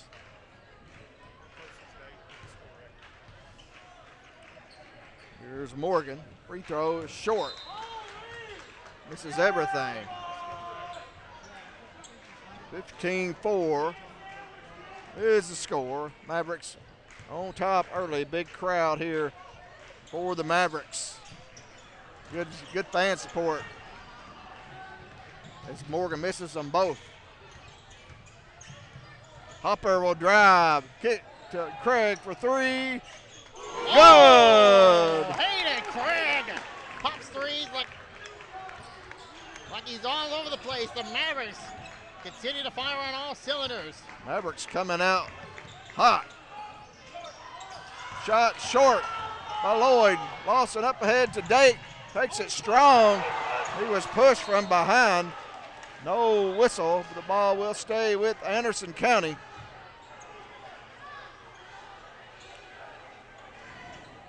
It's number 12, Landon Worsham. Looked like he pushed Dake, but he got away with it.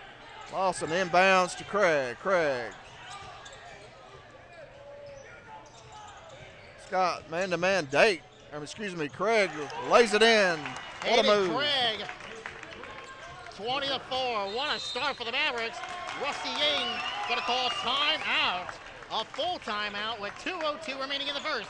Anderson County 20, Scott 4. We'll go ahead and take it with them. You're watching AC Maverick basketball on the Maverick Media.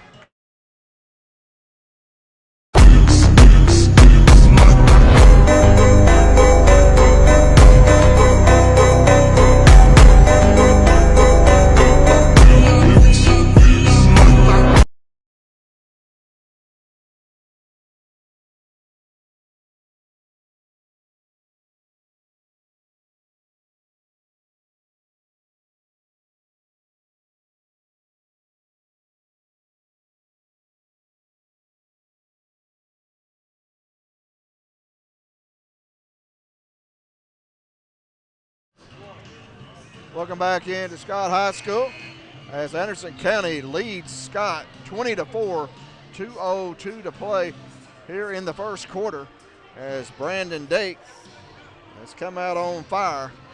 He's got 10 points to lead Anderson County, and we've been told he's closing in on the all-time career scoring record at Anderson County. That'd be a big accomplishment if you could get it right here as Cam Lawson commits the foul on Wyatt Lloyd. Maybe pushed him out of bounds. And the referee is going to take exception to that. We'll try to find that information out on Dake. As Nelson checks in for Hopper. Good minutes by Hopper coming in off the bench. Goodman with it now being guarded by Dake. Nice pass down inside by Scott, up, no good. That was Brennan Brummett with the shot, and Craig gonna speed up, no good. Rebound by Wyatt Lloyd. Lloyd to Washam goes so back to Landon Washam, and a foul called on Cam Lawson. For Lawson, that's gonna be his second foul. And Strickland's going to check in for Cam. Cam had 22 points, a career high in the win over Cumberland Gap on Friday night. A minute 21 to play in the first quarter. It's all Mavericks.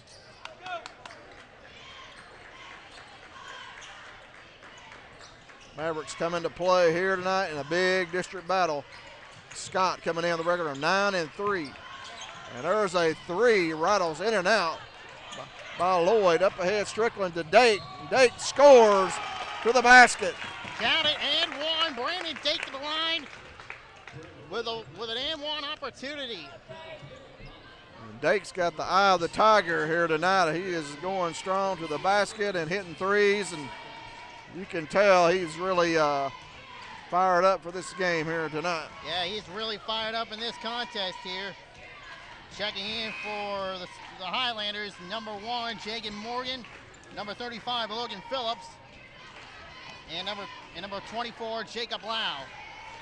Judson Ayers checks in for the Mavericks. He wears number 2, 6'4" senior, replacing Hayden Craig. Minute 3 to play here in the first. Dake completes the three-point play. 19-point lead, 23-4. Dake's got 13 of the 23. Here is Bunch playing good defense. This time picks up on Lau. Warsham, Isaiah Warsham. Scott has 2 Warshams. Isaiah number 2. Landon number 12. Landon number 12. Travel violation against the Highlanders. And Scott's got to be shocked a little bit right now, Brandon. They're definitely thrown off guard right here tonight, John. You didn't expect the Mavericks to come out shooting like this. Someone must have made this Maverick team a little bit angry here today. It's Strickland with the ball. Cross court to Dake. Guns a 3, should have been fouled. Landon Washington with the bump on Dake. And the Highlanders go back with the ball. Landon Washington, and travel violation against the Highlanders. 4.8 seconds to play in the first quarter. Here goes Nelson. Nelson drives down the heart, shot up, no good. And that's in the first quarter. Your score, Anderson County 23, Scott 4. Brandon. Didn't expect this hot start from the Mavericks squad either. And what a start it is. 23-4, completely dominating outside, inside, wherever it takes. The Mavericks playing like there's no tomorrow. We'll be right back. You're watching AC Basketball on the Maverick Media.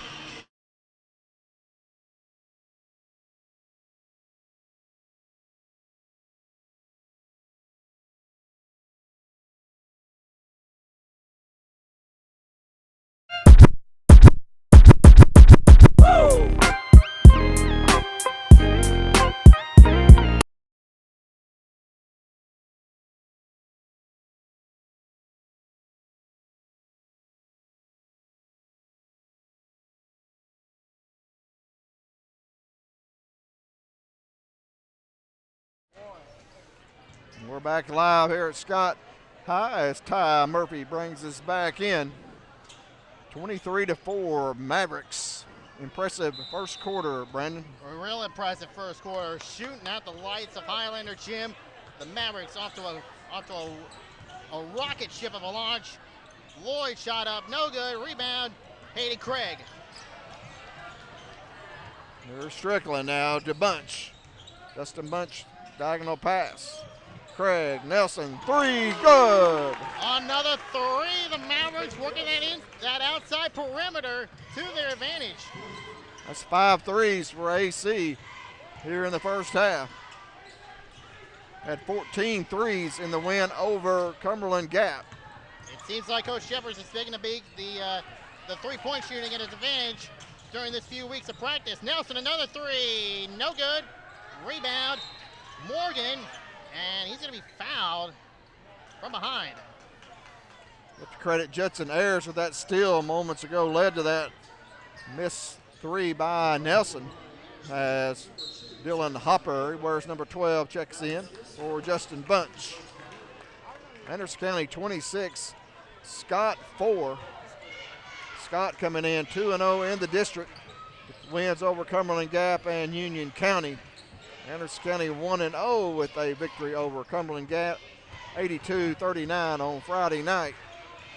Anderson County defending regular season champion, also 2-time defending champion of the district tournament.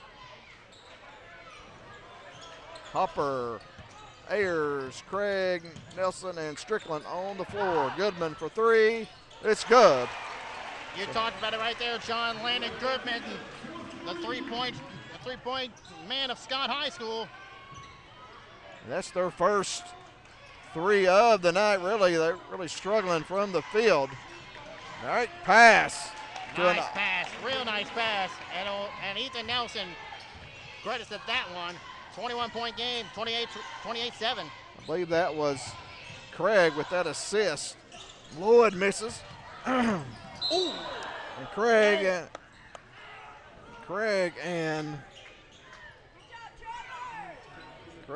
Warsham battle for it.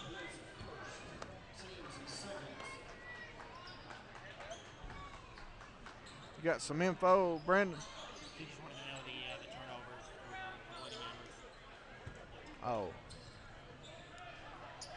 Oh. Okay, 28-7. Mavericks by 21. Are we playing football here tonight, Brandon? 28-7. Like one way or another. 28-7, early second quarter. Mavericks. And travel is called on Isaiah Warsham. Mistake after mistake after mistake. And the Highlanders are paying the price for it. Great defense by the Mavericks. As Ethan Nelson running the point. As Scott now in a 2-3 zone. They have no answers for the Mavericks here in the first half. Lawson. Here's Dake. Mavericks just working it around the perimeter. Inside now to Craig. Spots an open Dake. Shot is blocked by Lloyd. It's Jagan Morgan with the ball. Morgan drives. He's going to be fouled by Hopper. And Morgan will go to the line, shoot 2. 5 minutes to play here in the second quarter. All Mavericks, they led 23-4 after the first quarter. First free throw by Jagan Morgan is good. Now 1 of 3 from the free throw line. 1 of 3 from the free throw line. Another free throw coming up. Cut that in half, John. 2 for 4. 28-9 AC right now running Highlander Gym. It's Nelson with the ball to Hopper. Dake back to Nelson. And the Mavericks work up on a play here. Yeah, it's interesting that Scott's gone zone. They trail by 19. Man-to-man apparently not working. No, it ain't. And an offensive foul called on Craig. Big mistake right there. That's a good call by the official as Craig led with his shoulder that time. He'll check out of the game with his second foul. Judson Ayers back in for Coach Jeffers. Interesting fact, need to keep a mind up here, John. Anderson County with 4 fouls already in the second quarter. Can't afford to get another foul right here. Yep, Scott's in the bonus. Hopper picking up Morgan. There's Warsham with it. Up top to Lloyd. Spots an open. Brummett inside. No good rebound. Ayers. Nelson. The Hopper on the baseline. He's going to be fouled. Foul by Isaiah Warsham. Warsham with the foul. We've just been told that Brandon Dake is 3 points away from breaking the all-time scoring record at Anderson County High School. It'd be a big accomplishment if you can get it here. Coach Jeffers calls the 32nd timeout. 4:04 left to go before halftime. It's Anderson County 28, Scott 9. We'll go ahead and take a break. You're watching Anderson County basketball on the Maverick Media.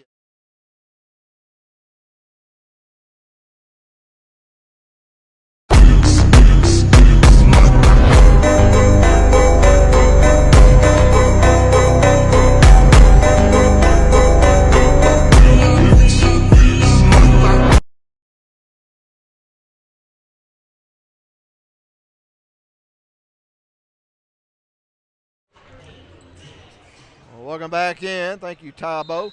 As the Mavericks lead 28-9, 4:04 to play here in the second quarter. All Mavericks led 23-4 at the end of one. Come on, Brandon. Scott still, looks like they've gone back to man here. That's Dake, 3 points away from the career scoring mark here at Anderson County. 3-second in the paint violation called against the Mavericks. We've been told it's Paul Wallace is the all-time record holder. He went on to play college at McNeese State.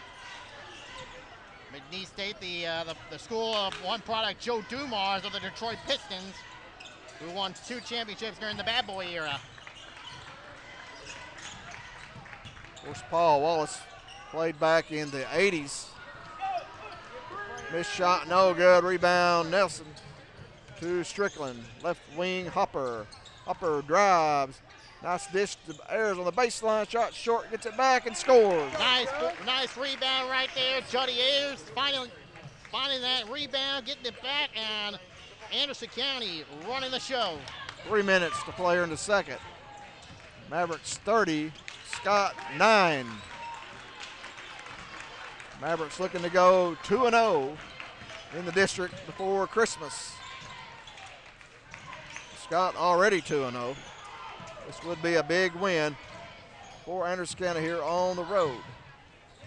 And Brummett, offensive foul. Brandon Dake taking that charge. He made a good call of making the charge right there, and the Mavericks get the ball right back. And that's what they work on in practice, taking charges. And Dake's excited about getting that charge. And there's another one that likes taking charges as well. That's Coach Shepers. He loves getting those players charged. Right. We see it in practice every day. And it looks like we may have a little perspiration cleanup here. Do they practice on taking charges? Yeah, they always. That's the big key of Jordan Jeffers' practices, ladies and gentlemen. Taking charges, getting those offensive fouls whenever possible. 2:37 to play. 3 points would break it. 3 points would break it. 3 points would break it. Ty Murphy tells us for Brandon Dake, the all-time scoring record. It would be fitting for Dake to hit a 3 to break it. He would, but it'll be wild to do that as Nelson lays it up and good. And one coming up for the senior, Ethan Nelson. Nelson now with 10. And Lambeau, you call Brandon Dake the three-point king. Of course, he has the three-point scoring record as well. Yep. Nelson's and one good. 33-9. Nelson must like playing up here in Scott County. He had a big night at Oneida last week. Yeah, he loved that. He had a heck of a game against the Indians about a week ago. I think he had 24, if I'm not mistaken. He's already got 11 here tonight as we are back in Scott County. Goodman open for three. Shot no good. Rebound. Walsham. Basket. No good. This could be it. No, he dumps it down to Ayers. Ayers. Out of bounds. Ayers went up with the basketball and thought he was going to shoot, but tried to pass it there at the last. Too little, too late, and a turnover forced by the Mavericks. Or excuse me, by the Highlanders, and Scott takes the ball back.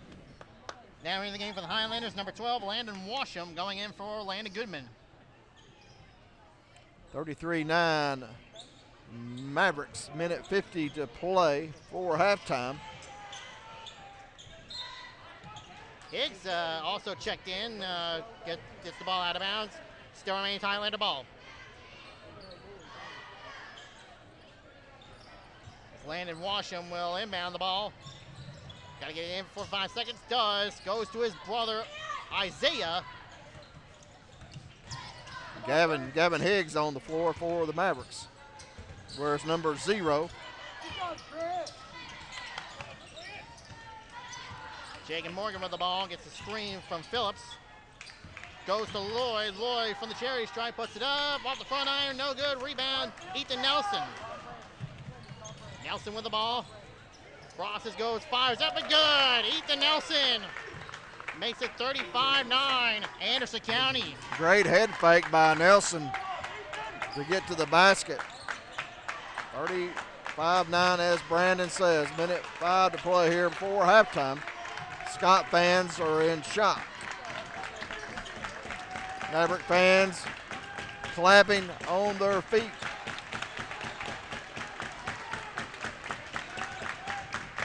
There is Wyatt Lloyd. Cut off by Dake. Shot blocked by Dake. Picked up by Nelson. Here's Nelson now, the senior. Right corner to Dake for three. No Shot good. short. Goes out of bounds. It will be Scott basketball. And apparently Coach Shepard's not liking the fact that Brandon Dake shot the three up. Didn't want to force up the shot too quickly there. I think he was wanting him to make it. Yeah. I think he's wanting him to make it, but,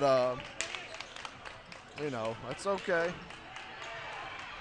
Still a lot of game to be played. That record still can be broken.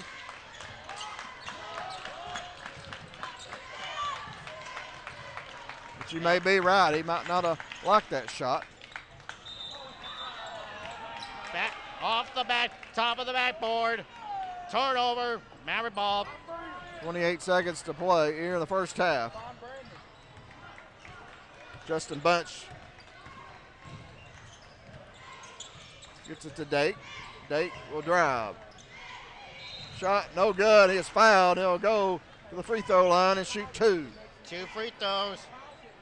One way or another, if he gets the 2 free throws, he'll be put 1 point away from that record. He'll tie the record. Tie it with 2. Tie the record with 2.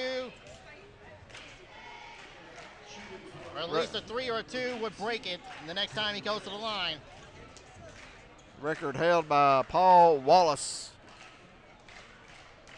Outstanding player and scorer, also great shooter for Anderson County back in the day.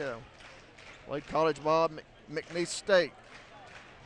So Lambeau brings us in here, potential record tying free throws. Here we go. 2 free throws coming up as mentioned for Brandon Dake. 3 away from the record. First free throw from Dake is good. 1 away from tying. As Dylan Hopper will check in.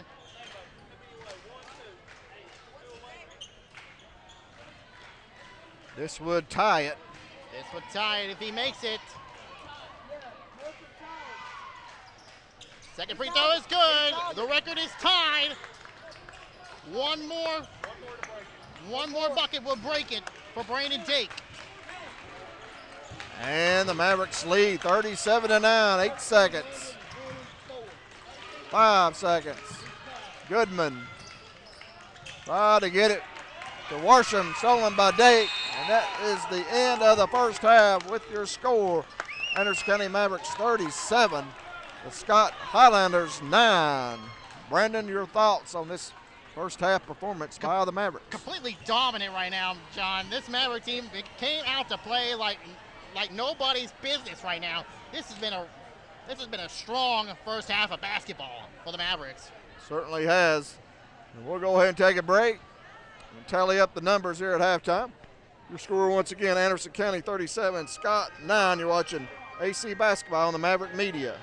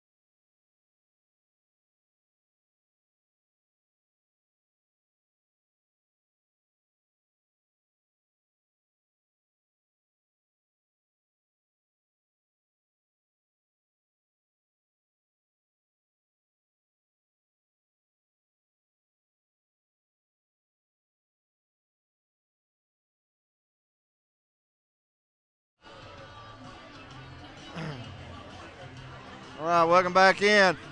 Halftime here at Scott, getting ready to start third quarter. Mavericks 37, Scott 9. Lambeau, you got the stats here for the Mavericks. Yeah, so far they are led in scoring by Brandon Dake with 15 points. We talked about it also. 1 point away from breaking the all-time school record, a career record at the school for most points set by Paul Wallace. He's got 15 and a perfect 6 of 6 from the charity stripe. Ethan Nelson, 13 points, a couple threes in the contest, same as Brandon Dake. Hayden Craig with 5 points, 1 3 in the contest. Trent Strickland, Judson Ayers, 2 points. Mavericks a perfect 4 5 from the charity stripe, 5 threes in the contest. For Scott, led in scoring with Lion Lloyd with 4 points. Landon Goodman with 3 points, and Jagan Morgan with 2. Yeah, the Highlanders only 9 points here at halftime at 1 3-pointer that by Lance Goodman, and they are 2 of 2 from the free throw line. Anderson County commits turnover here to start the third quarter. That may be our first turnover, Brandon. Yeah, that may be a first turnover. Let's hope it don't lead to anything bad out of that one. We've had a good night so far. Want to keep this going. Yeah, Mavericks played almost near perfect half. They lead by 28 points. Here is Wyatt Lloyd now in the corner to Morgan. Jagan Morgan scores, and he is a transfer from Oneida. I knew they had one player that transferred and found that out at halftime, but point guard Jagan Morgan now with 4, 37-11. And here's Dake. Shot up, no good. Rebound Washam goes to Lloyd. Lloyd, Euro steps, no good. Gets it back, gets it up, he's fouled. And the Mavericks can't get complacent here. Scott liable to come back. Yeah, you cannot get complacent, especially like this against the Highlanders. That's a team that will make you pay for being complacent. Lloyd first free throw, good.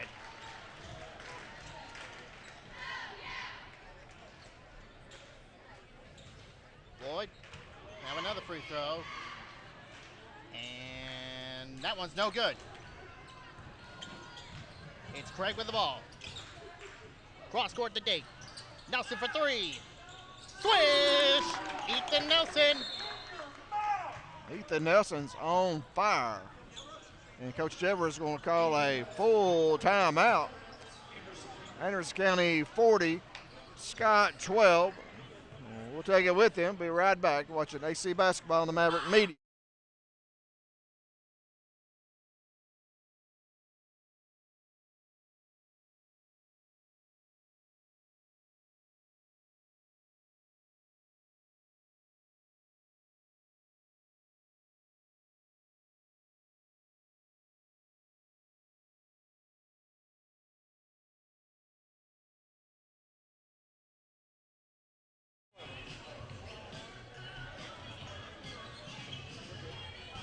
Welcome back in to Scott High as the Mavericks lead 40-12, Brandon.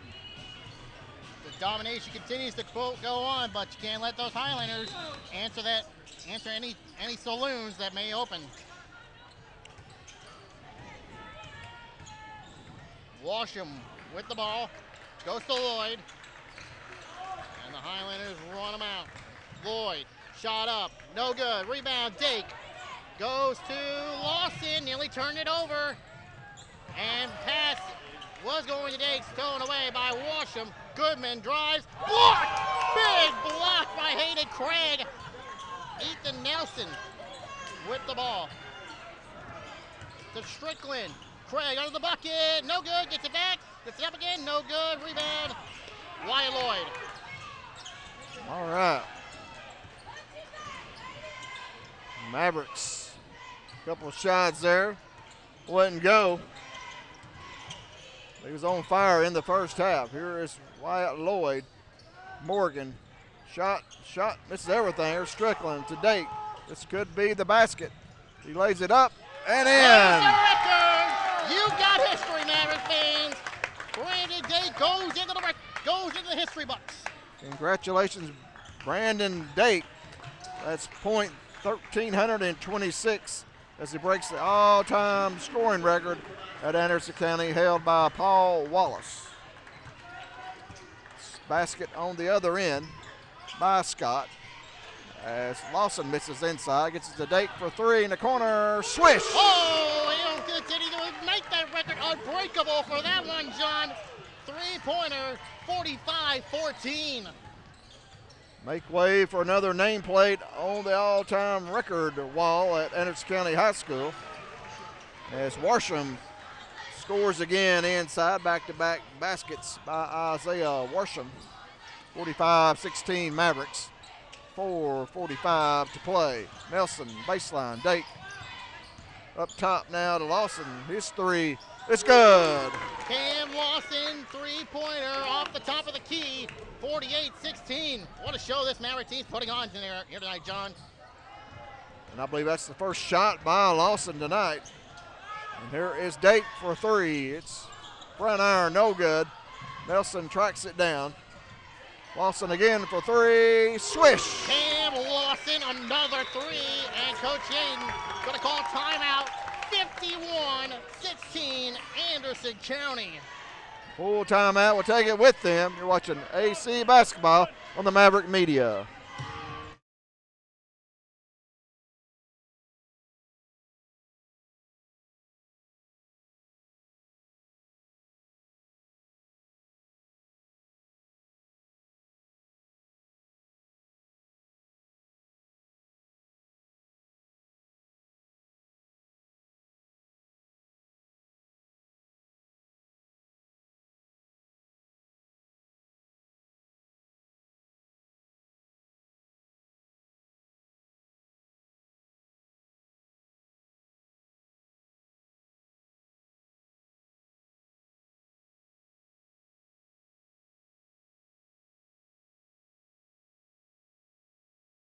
It was a good speech. Yeah.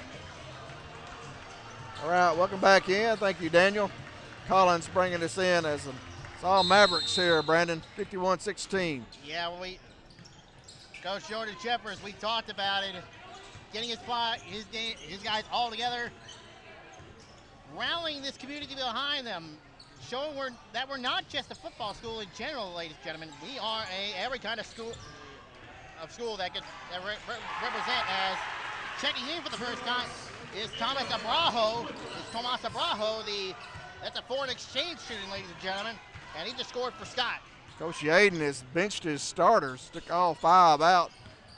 He's got his second team on the floor, not happy with his starter. Here's Craig now, works around for the basket. Hayden Craig. And how you pronounce that name, Brandon? Tomas Abrajo. Tomas Abrajo. And here's Brummett with it. Gets it over to Warsham, Landon Warsham, and he scores. Landon Warsham, a sophomore, only one senior on this Scott team. They will be a force to be reckoned with next year as well. And here is Nelson trying to get it to Craig. Lost the handle as he was flying in for a dunk. There's a steal by Nelson. What a game he's playing. Nice bounce pass to Cam Lawson. 2 points, but Craig, offensive goaltending. Yeah, you can't do that. You really can't do that.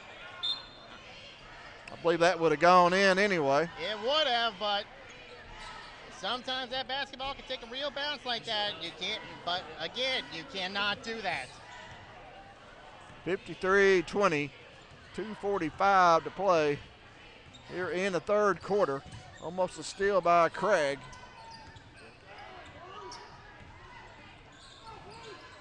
The Mavericks led 37-9 at halftime, 23-4 in the first quarter. Dake, 3-on-1 up ahead to Justin Bunch, and he lays it in. They got a 2-on-none now. That one to Justin Bunch, and he makes the pay for that one, 55-20. the juniors in the box score. And what a move that time by Logan Phillips. Horsham gets it back. Excuse me, Brummett's pass to Tamaz. Abrajo out of bounds. 55-20, all AC here in a big district game. We came in expecting a tight contest. Yeah, we expected a tight contest, but we didn't expect anything of this. Nelson three, no good. Rebound.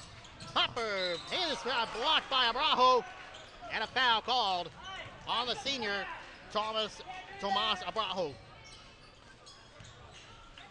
So Dylan Hopper will go to the free throw line. Chance to score his first points tonight. A 6-foot senior. Free throw, no good. Dylan Hopper back in action on Friday. He missed a few games there under the weather with the flu. Good to have him back. Second free throw, no good. Craig tracks it down, goes up and misses. And Abrajo gets the rebound. Walsham to Brummett. Slavin, who also had the ball. Now to Brummett. Phillips going to drive, goes up with it, and it is good. Logan Phillips makes it 55-22. Dake.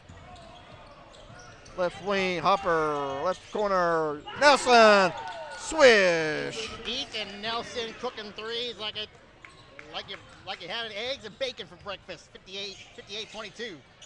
He's got 4 threes, Brandon. 4 threes in the contest. Loose ball picked up by Hopper. On the floor. Craig. Good. 60-22. What a night here at Scott. As Coach Jeffers getting ready to put his second unit in the game. 40 seconds to play here in the third. Mavericks by 38, and we'll definitely have a running clock in the fourth quarter. Lob inside. Out of bounds. Highlander ball. 26.8 left to go in the third. Mavericks leading 60-22. Walsham for the inbounds to Slavin, and Walsham loses handle on the ball. Nelson brings it up. And I think Ethan Nelson, maybe just contend to let the clock just run down here. I think Coach Jordan Jeffers told him to set up the offense here. Nelson for three, no good. Rebound to Abrajo. 3 seconds, 2 seconds. Half court shot. At the end of the third quarter, no good. Your score, Anderson County 60, Scott 22. We'll be right back with the fourth quarter. You're watching AC Basketball on the Maverick Media.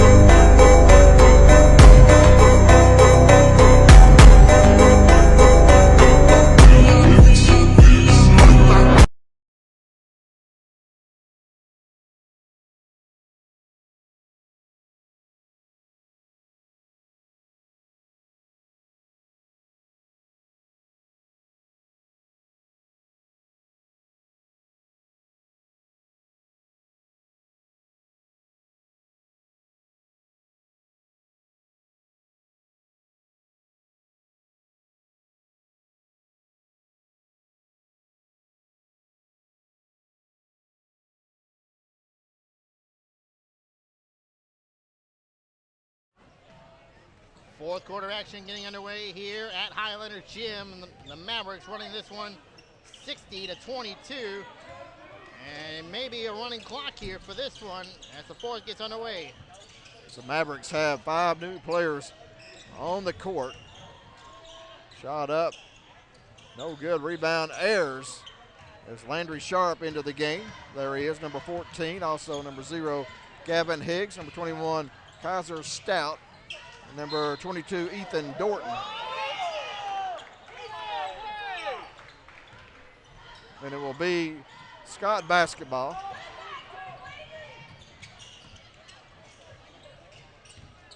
As the Mavericks putting it all together here tonight with Wyatt Lloyd back in as Coach Rusty Yaden of Scott gets some of his starters back in. Ethan Dorton for 3. It's no good. Ball goes out of bounds. It will be Scott basketball.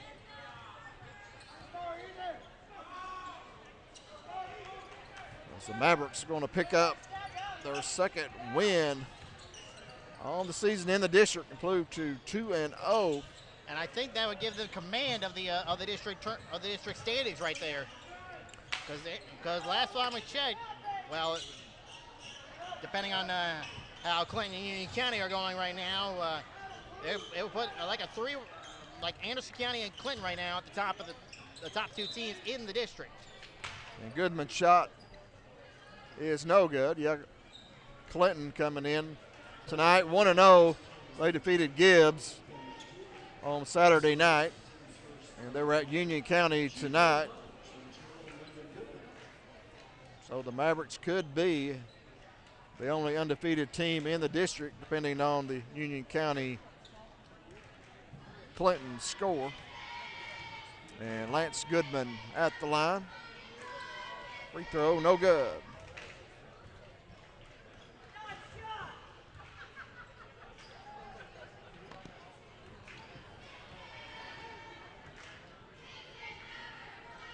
Goodman's second free throw, good. 60-23. By the way, give you a score update on that Clinton Union County game. The Dragons winning that one 52-41 over the Union County Patriots. Kaiser Stout with the ball to Gavin Higgs, goes to Judson Ayers. Mavericks working around the perimeter and picked off by Landon Goodman. Goodman drives, he's gonna get fouled by Ayers. He goes down and hopefully he's okay. He's back up. He's good.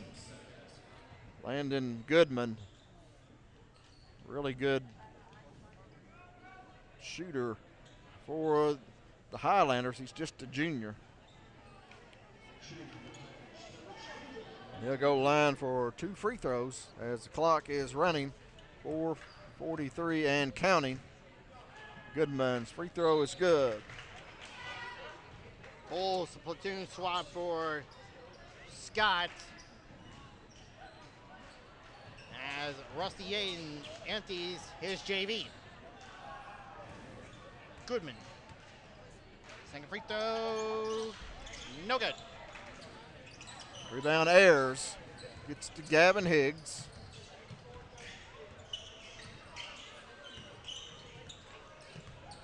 As it's been all Anderson County here tonight, and we like that. Dorton for 3, no good. Rebound Higgs, battling for it. It goes out of bounds. Go to Scott as a Brehu checks back in.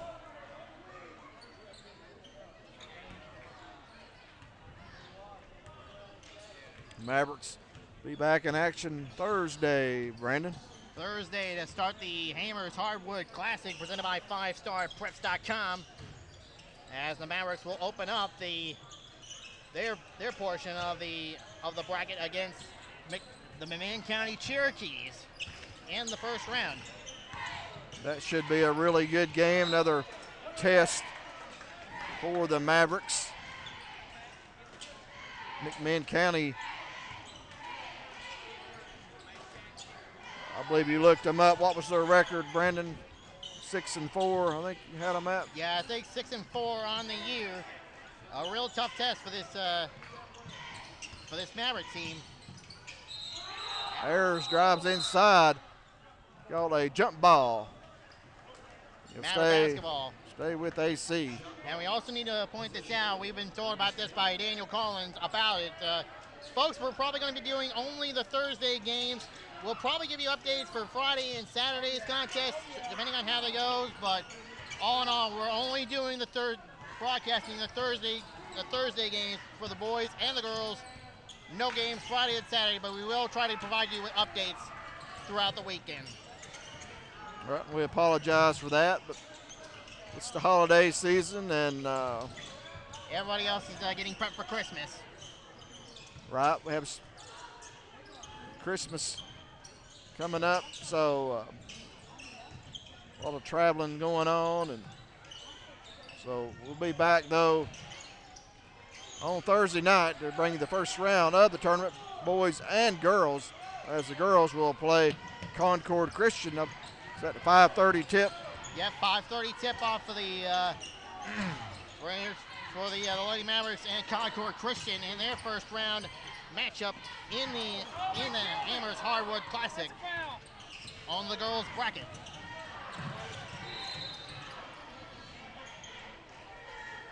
And a whistle for some substitution for Scott to get some players in.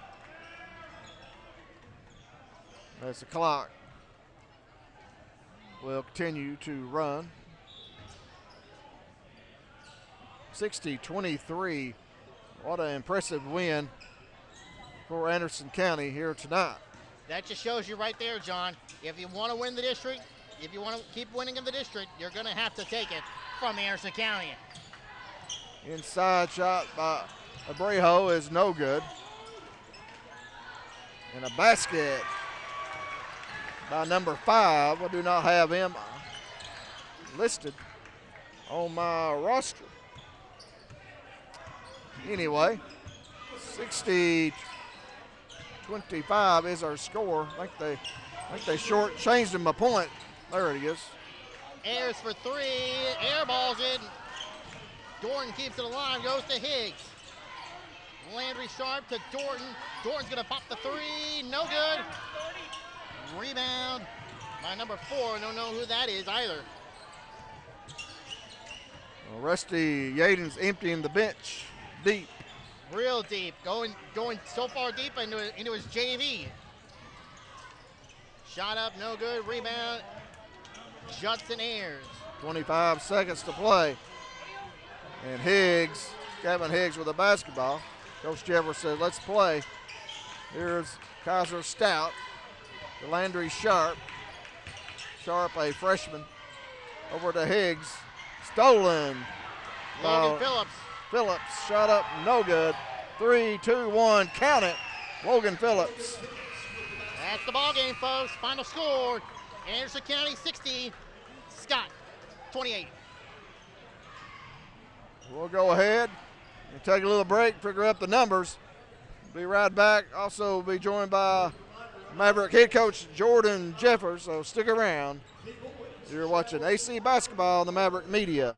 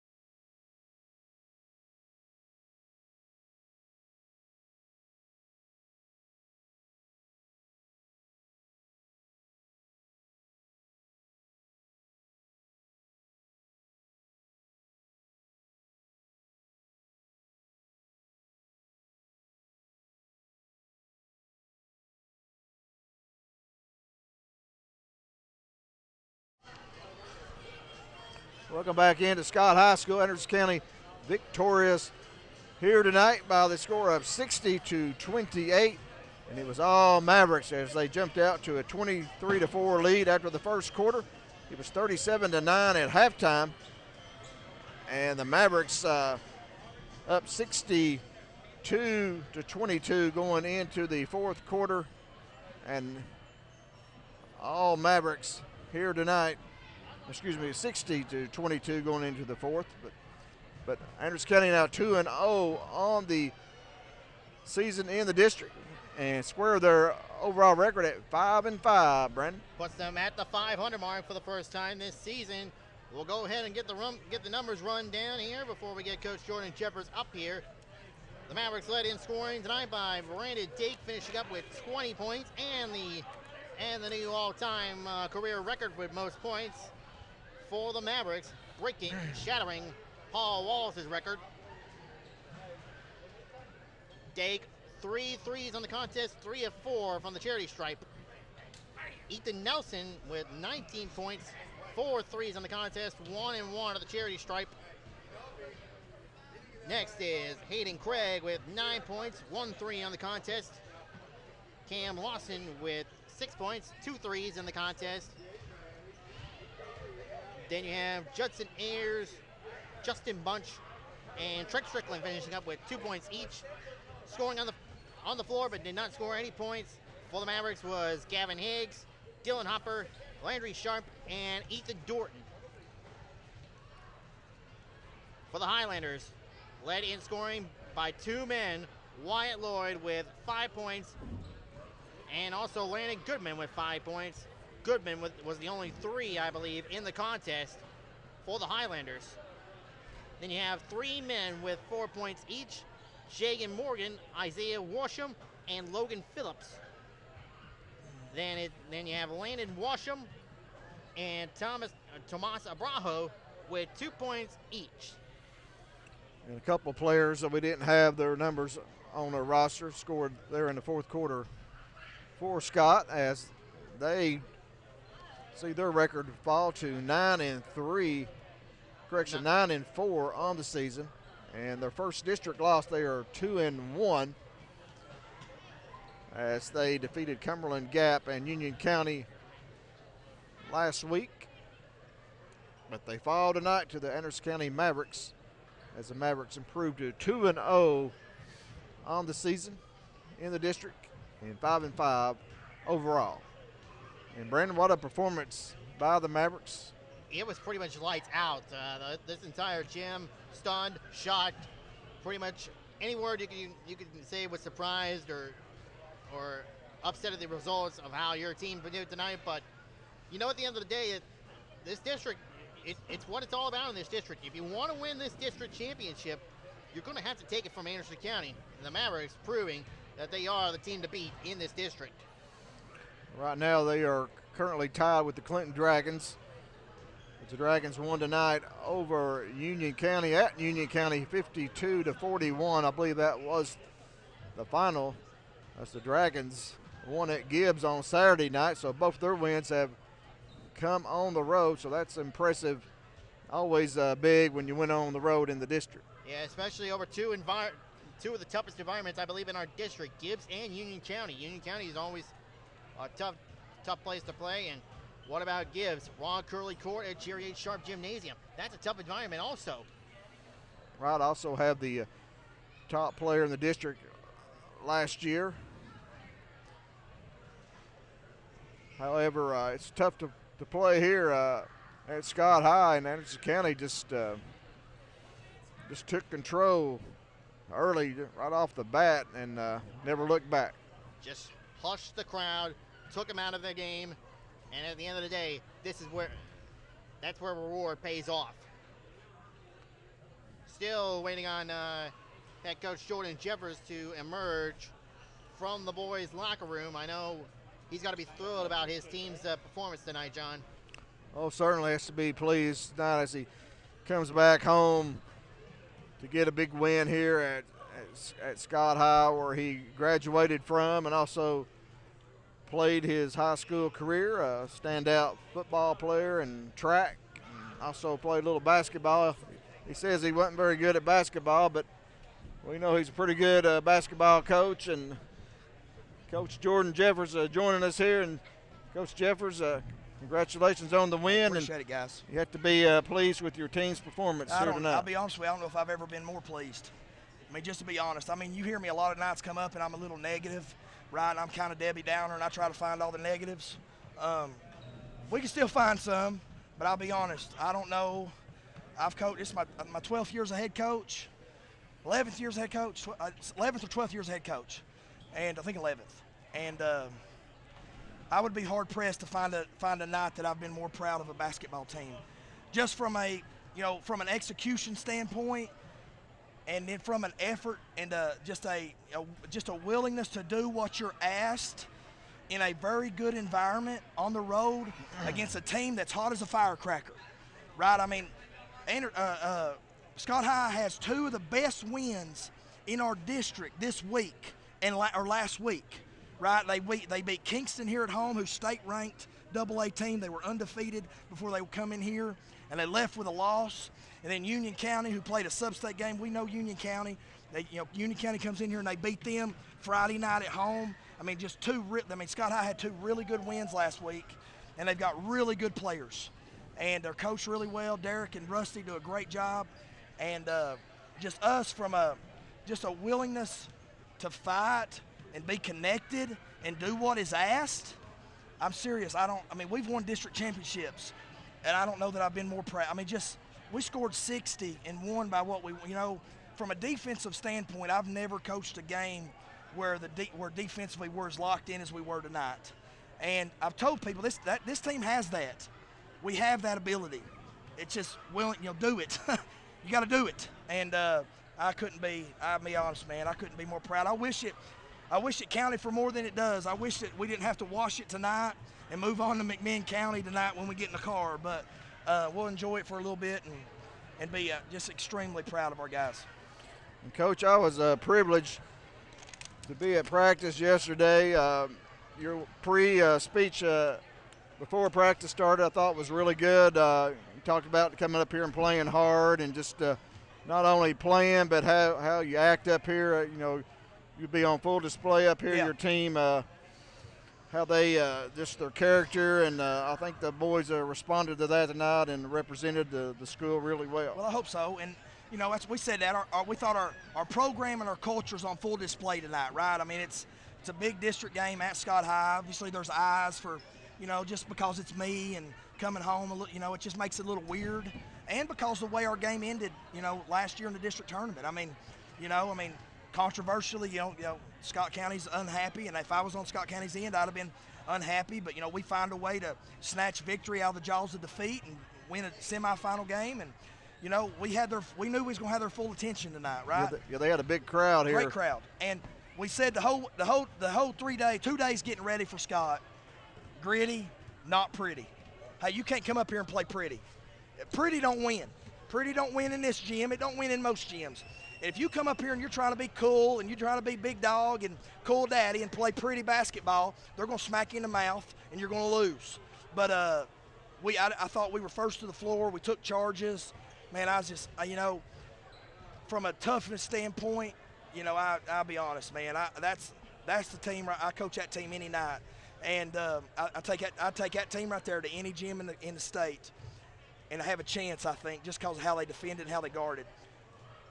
But we told them at halftime, that first half, holding anybody to single digits in a half is impressive, right? Especially a team as good as Scott's been. That was state talent. That was state tournament level play, right? That was state tournament level effort. That was state tournament worthy, comp against a really good team where we were just dialed in and made everything difficult.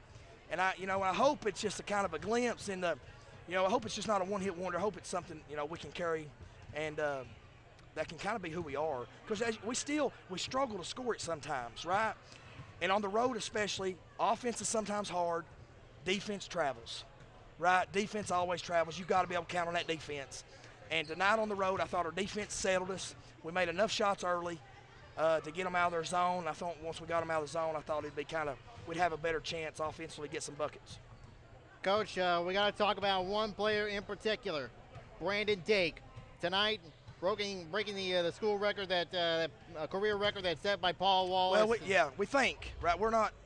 I mean, we're going to confirm that in the morning. We know he's close, right? I mean, but we're going to confirm it in the morning. But yes, maybe he's really close. I mean, if it's not tonight, it'll be Thursday night. If it is. Right, if it is. Yeah, go ahead, yeah. What do you have to say about him on this? Well, I mean, that school's been there for almost 50 years, right? I mean, Anderson County High School's been around for a long time. And to be, anytime you break a record like that, it's pretty impressive, especially one that's, that has stood as long as it stood. And just the consistency you got to have to break a scoring record like that. You can't miss a bunch of games. You can't have a bunch of no-shows. You can't have a bunch of nights where you don't go get it. You know what I mean? And I thought when I took the job, they said, hey, Wallace told me, he said, you got a boy, it's going to be a sophomore, that I think will be the all-time leading scorer when he graduates. And I'm just glad to be a part of it. Hopefully help him get a couple of those, right? Do some things to make it easy for him to get a couple. But man, I'm so proud of him. I know that matters. That's important.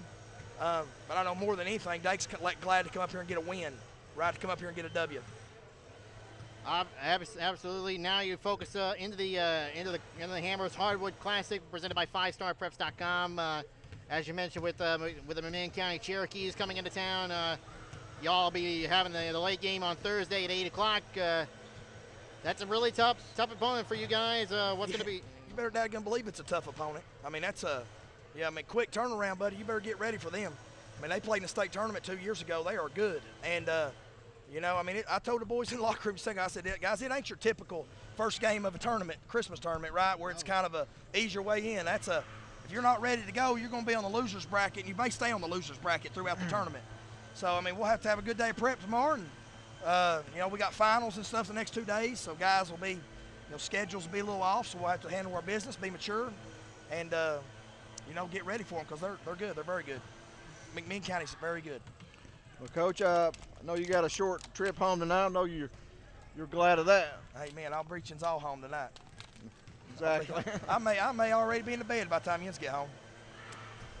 You and Conley. Me and Conley. Conley down there stroking it. Look at him down there. He had practice tonight. Rode in for the game. But here's one thing I'm proud of. Scott County's I love this place. I love Scott County. I love my time here, getting a coach here. I love going to school here. But I thought 2 years ago when I took the AC job, I thought I was the coach of the Mavericks. That's what I did. I coached the Mavericks, right? And 3 years later, I feel like I am a Maverick. I love it. I love where I get to coach. I love the guys that I get to coach. I didn't go to school there. I'm not an alumnus. I don't have a ton of ties to Anderson County High School. But I love being the coach of the Mavericks. I love getting to do what I get to do with the people I get to do it with. I love my administration. I love my coaches, and I love coaching these guys. I feel like it's kind of funny how life is. I don't have the personal connections with these guys that I did with my Scott County players, but the relationships are no less deep, right, and no less personal.